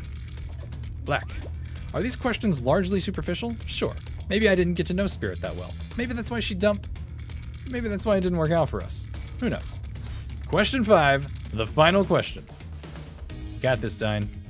According to Spirit, what's worse than being dead? Oh shit. Having unfinished business, regretting parts of your life, not being seen for who you are. Yeah! When I pitched Trapper's Test to the suits at BHVR TV, they told me there was no room in the budget for a new car to be given as the final prize for winning. So I killed them all right there on the spot. While killing them didn't solve any of the budget problems, it sure did feel good. I'm telling you this, A, to brag, and B, to explain why the only thing you're going to win is me saying congratulations for passing Trapper's Test. First try. Not that it was some huge challenge. I mean, the woman obsessed with a giant light that shines in the dark has a chip on her shoulder about being seen? Go figure. You probably guessed, but rules are rules even if I literally just made them up. You got it right. So I guess I approve of you dating Spirit, or whatever. I never really cared in the first place, I was just hoping you'd slip up and give me a good excuse to wet my blade with your blood. Maybe I'll find a reason tomorrow. For now, you two have fun. Wink, wink, wink, Trapper out. I'm sorry you had to endure that. What, 5 measly questions? It was nothing. Not even that, as ridiculous and unnecessary as it was. The whole thing. The waking up in a random tunnel, the overhearing our argument, the news that Trapper and I had something going on, and the stupid quiz. All of it. Especially the whole Trapper out catchphrase. It's only because I actually like you. None of it would have happened if it didn't. And I like you too, Spirit. Please, call me Rin. Rin? I didn't really feel like our lighthouse experience was completed. There was something else I wanted to show you. Alone up in the lantern room of the tower. Get your mind out of the gutter, Dine. It's not that kind of game. This is just like Colonel Sanders. There was a bit in there about this isn't that kind of game. What's that? Hold on a moment. I'm being told, no, wait, it is that kind of game. Disregard the gutter comment. Come back up there with me? There's no place I'd rather be. You're excited to return to the lantern room of this lighthouse, despite all of the drama and worry that was previously a part of this place for you. More importantly, you're excited to be there with Spirit, which makes it all the more crushing. When you're interrupted by the arrival of Claudette and Dwight. Claudette and Dwight, funny seeing you here. Wait, did I say funny? I meant tragic. Tragic? I don't think so. What could be tragic about a family reunion? Those are always joyous occasions in my experience. Before they can explain what that's even supposed to mean, the lighthouse begins to howl a low, frightening sound. The lens begins to glow in a now familiar way. You prepare to shield your eyes in case something bad happens to you again. Now isn't the time for any reality show adjacent shenanigans. Dwight, Claudette, shield your eyes. We don't know what the lighthouse will... Now, please don't interrupt. You'd think after all of this time, you'd know we've got your best interests in mind. Wait, what? No, of course I don't think that. I got wax in your ears, friend. I asked you not to interrupt. Too late. The black light flares. In the darkness, you see something horrible and strange. In the place of Claudette and Dwight are 2 ghoulish silhouettes. But before you can focus on them, the light passes and the 2 survivors are returned to their normal states. It's breezy up here. I should have packed a sweater. What in the hairy hell? Hey, watch the language. You shouldn't speak that way around your elders. Grandpa? Wait, what? My little Rin. You're such a woman now. They grow up so fast. What? Dine, meet Grandpa Kazanyak Yamoaka? Well, technically not just Grandpa. Technically he's my great-great-great-great-grandpa. But that's a lot of greats to say in a row. I haven't seen my little Rin since I watched over her from the afterlife when she was just a little girl. And I expect you all to say the greats. It's a matter of honor and respect. Except Rin. She can do whatever she wants, my precious little angel. But you... Oni stares at you with his demonic red eyes. You're pretty sure even the decorative third eye on his mask is looking at you. You mongrel. You must treat me with respect, or so help me, I'll be cleaning bits of your head off with my kanabo. I'm feeling just majorly threatened. A kanabo, is that how you say it? It's like a metal baseball bat covered in spikes, FYI. I'm not sure what a peasant like you is doing so close to a descendant of the noble Yamoaka bloodline in the first place. Dirk, Claudine, explain what's going on to me. It's Dwight, sir, and Claudette. Remember? We explained to you that you were going to come meet with your great-great-great-great-granddaughter's suitor to withhold your approval. 5 greats! Great-great-great-great-great-grandfather, sir, your honor, master, sir. Dwight, he's a samurai, not a judge. Grandpa, they must have summoned you here because they think you have great judgment, and because if they summoned my father, I would be too distracted by torturing him for all of eternity to continue with the rest of whatever this is. Show? Game? Experience? Ah, yes, that makes sense. Only a man of my own power and magnitude can help. Self-important much? Nice to meet you, Kazan. Only my friends and family call me Kazan. Those who tremble in fear at my presence call me Oni. You're seeing a serious resemblance to Trapper in not only the sheer size of the man that Oni is, but also his attitude. Apparently Spirit has a type. Are you sure you can or want to measure up to that? It dawns on you that, wait a second, maybe you do resemble Oni. Every time you've tried to look at your own reflection, however, you've become dizzy and confused. This definitely deserves more thought, but now's not the time to consider the fact that you might be some kind of hulking vampire with the first ever case of self-blindness. There's a massive samurai mad-dogging you from 2 steps away. Well, you don't scare me at all, so I'll stick with Kazan. Peasant! I realize now the true purpose of my visit is to extinguish your light. Oni waves his katana in the air at you menacingly. Like great-great-great-great-great-grandfather, like great-great-great-great-great-granddaughter, apparently. Hold up there, grandpops, not so fast. You're only supposed to kill them if they deserve it. First, you should get to know them a little better. Young people these days, always waiting to kill people, insisting they must deserve it. Back in my day, you know what needed to be done because your nobility depended on it. In his day, for such an imposing presence, he sure is giving off serious old man yells at cloud vibes. You see, when I was a young man, we didn't have foreigners in our land. Didn't need them. We had an abundance of culture already. A little too much, if you ask me. But I didn't make the rules, the rulers did. Exactly how it should be. Literature, art, commerce, theater, fashion, poetry, puppet shows, ghost stories, courtesans, gambling, fighting, fine dining, fast food, public executions. What were we talking about? Spirit giggles at her great-great. Okay, I'm not saying all of those every time at Oni's forgetfulness. You wonder, does she even like this guy? She sure hates her father, so... Listen up, old man. We don't have time for you to list every activity available to a samurai in the entirety of the Edo period. Silence, peasant. You're showing your ignorance. Samurai were forbade from many activities that didn't fit the Bushido code, such as attending certain theatrical performances, for instance. Sometimes, however, a samurai would put on a disguise in order to seek out entertainment. Now, I'm not saying I did that, because I had honor, and a body built like an entire castle that is quite hard to hide. But certainly you have neither my honor... but clearly you have neither my honor nor my physique. You don't even know about the ins and outs of the shifting rules of traditional Japanese samurai etiquette. You fool! Rin, what would you want with such an uneducated admirer as this? You find it hard to believe that any contemporary person knows all that much about who was and wasn't allowed to do what leisure activities over 100 years ago. However, you're not really sure how to handle this massive demonic old man. Oh, wait, I get it. Sweet Rin, my beautiful descendant. You've invited me here to do what you're too kind to do. Bash this jerk's head in! Claude, Doris, fetch my kanabo. Rin, wrap your robe around this Mongol's hands and hold them still. We'll splatter their brains on the beach, together, as a family. Grandpa, no, that's not why I invited you here at all. In fact, I didn't invite you. Claudette and Dwight did. Ah, haha, yes, sure. Wink, wink, wink. This whole saying wink out loud thing is getting out of hand. Him and Trapper really do have a lot in common, don't they? I swear, Dine has a good soul and the heart of a warrior. They fought for my love in their own way, faced down death more than once, and put up with their fair share of nonsense. I'm feeling nervous that we're going to have another game, so I'm going to keep saving. Nonsense, which seems to be endless. Can I, don't know, wrap this up already? Of course, of course. Who am I to expect anyone to wait around for my approval? I've only been hanging out as a ghost and watching my bloodline be polluted by cowards and quitters for 5 generations. Just come give your ancestor-in-law a hug. Sword drawn, Oni beckons you closer. There's no way he has ever hugged anyone in his entire life. I think I'm good over here, actually. Rin, now, push them my way and I'll split them in half. The sacrifice of this usurper to the Yamakoa bloodline will surely bring us back to life and set us back on the course of honor.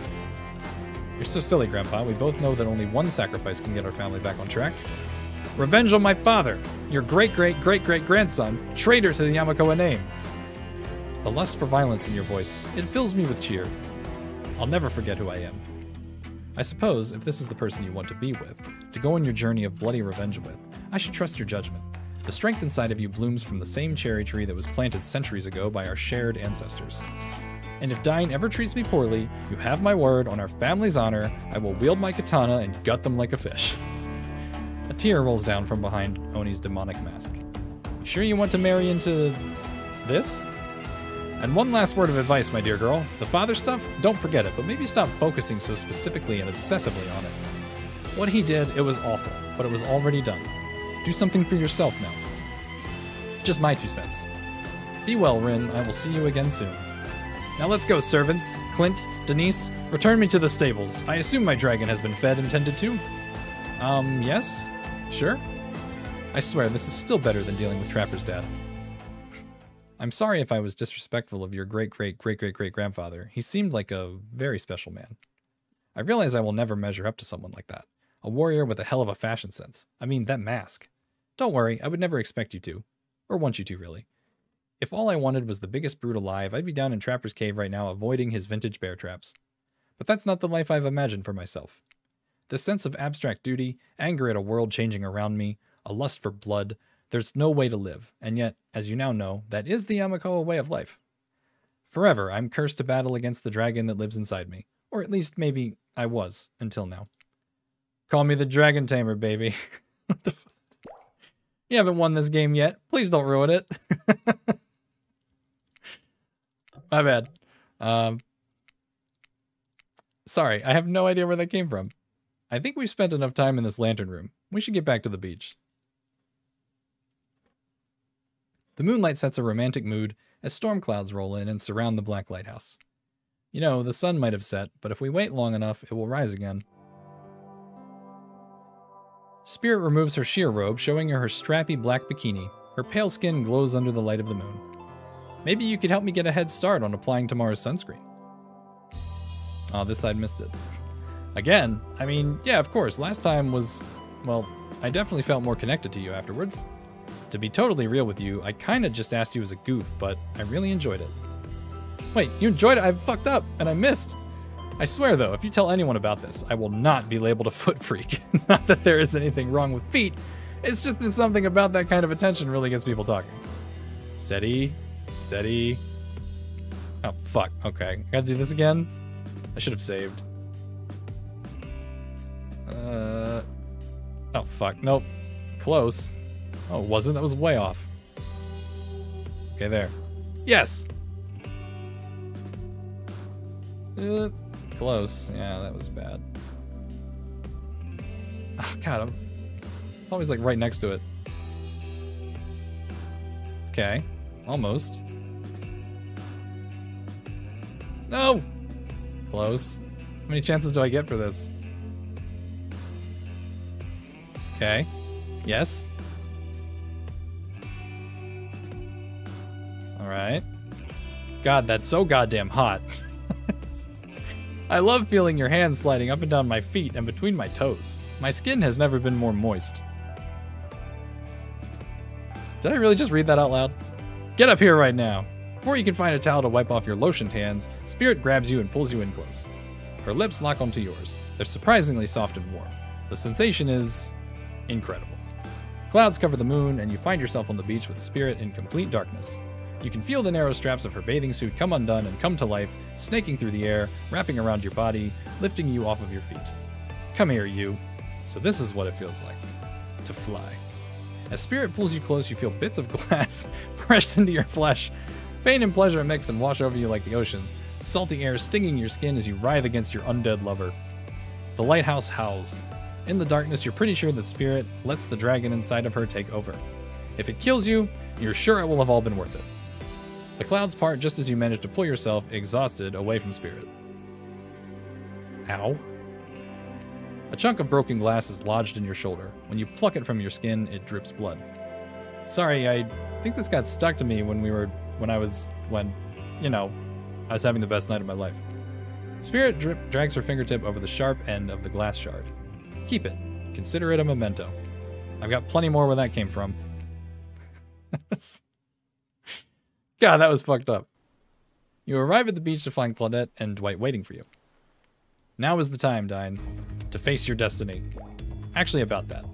Dine, can we talk privately? Maybe not here. Maybe someplace else would be better for this talk. You know how we feel about schedules, Spirit. Very strongly. And you know how I feel about you telling me what to do. Don't do it. Like I said, I'd rather have this talk with Dine privately. It's not right to do it here in front of everyone. You know, from my experience in upper management at my father's mine, I learned that if you're going to fire someone, it's best to do it in public so they don't freak out. Please, enough of the fire talk. Wait, you think, no, she couldn't be. They seem so in love. Well, I mean, not really. Spirit is still Spirit. But if I tried to imagine Spirit in love, I suppose she hasn't attempted to murder Dine yet, so... Okay, fine. Your guess is as good as mine, really. That girl is very hard to read. A word of advice, though, if you're going to end it quickly. In my experience, the more pathetic the creature, the more annoying the final howls are. I don't need any advice. Everyone out, except for Dine. Did someone say final howls? That's kind of my whole jam. Can this guy fuck off? I can stay, right? Especially you. Out. Lame. Alone with Spirit, you feel something awful hanging in the air. More awful even than the lingering smell of that Cleaver body spray. Ugh, that gag. I'm gagging. We're all gagging. For Cleaver body spray. Spirit, Rin, I don't know what you plan on saying. Before you say anything, just know that I really, really enjoyed my time with you. Getting to know you over the past few days helped me to get to know myself. For that, I just wanted to say thank you. That's sweet. You're welcome. And you know what? It's the kind of thing that shows me you've got a good heart inside you. Too good for me to carve out and toss into the ocean, but also too good for me to love. I need someone who shares my interests, someone I can connect with, someone jaded and dispassionate, only driven forward by a desire for revenge. I need someone who isn't so warm that I feel cold in comparison. I need someone who isn't you. Can we just be friends? I don't know if... Before you finish that, just know if we're not friends, we'll probably become enemies, and I will destroy you. Friends it is! I'm glad to have you here for me when I need you, but also not too close to me when I don't. So yeah, I'll see you around. Spirit starts to leave. Wait, what? That's it? That's how this ends? You're just leaving me here? I'm not sure I'd use the word ends, and for that matter, I wouldn't say that I'm leaving, but us, we're definitely through. The fact that you can't see that, well, it just proves that we were never really belonged together anyhow. Good night, Dine. What the hell? I just spent all this time on this island, doing everything I can to get to know you, only to be told that I should just leave the chocolate factory through the side door? I don't know what that means. Anyway, I said goodnight, Dine. See you around. Jeez, I'm sorry. What a bummer. Hey, why did she keep saying she'll see me around? Gosh, I have no idea. And so, my precious killers lived happily ever after. As they should, learning to love themselves first and foremost. Whilst trapped in a never-ending cycle of torture of my design. Wait, did I just spoil my true identity? You made it this far, you should probably know that you'll have to play again to find out more. Goodbye, Dine. See you again later, and again and again and again. Forever. The end. Wow. I'm loving all the meta commentary about the nature of the game and about, hey, come play Dead by Daylight. Oh, that was something. That was definitely an experience. I liked it, but it was fucking weird.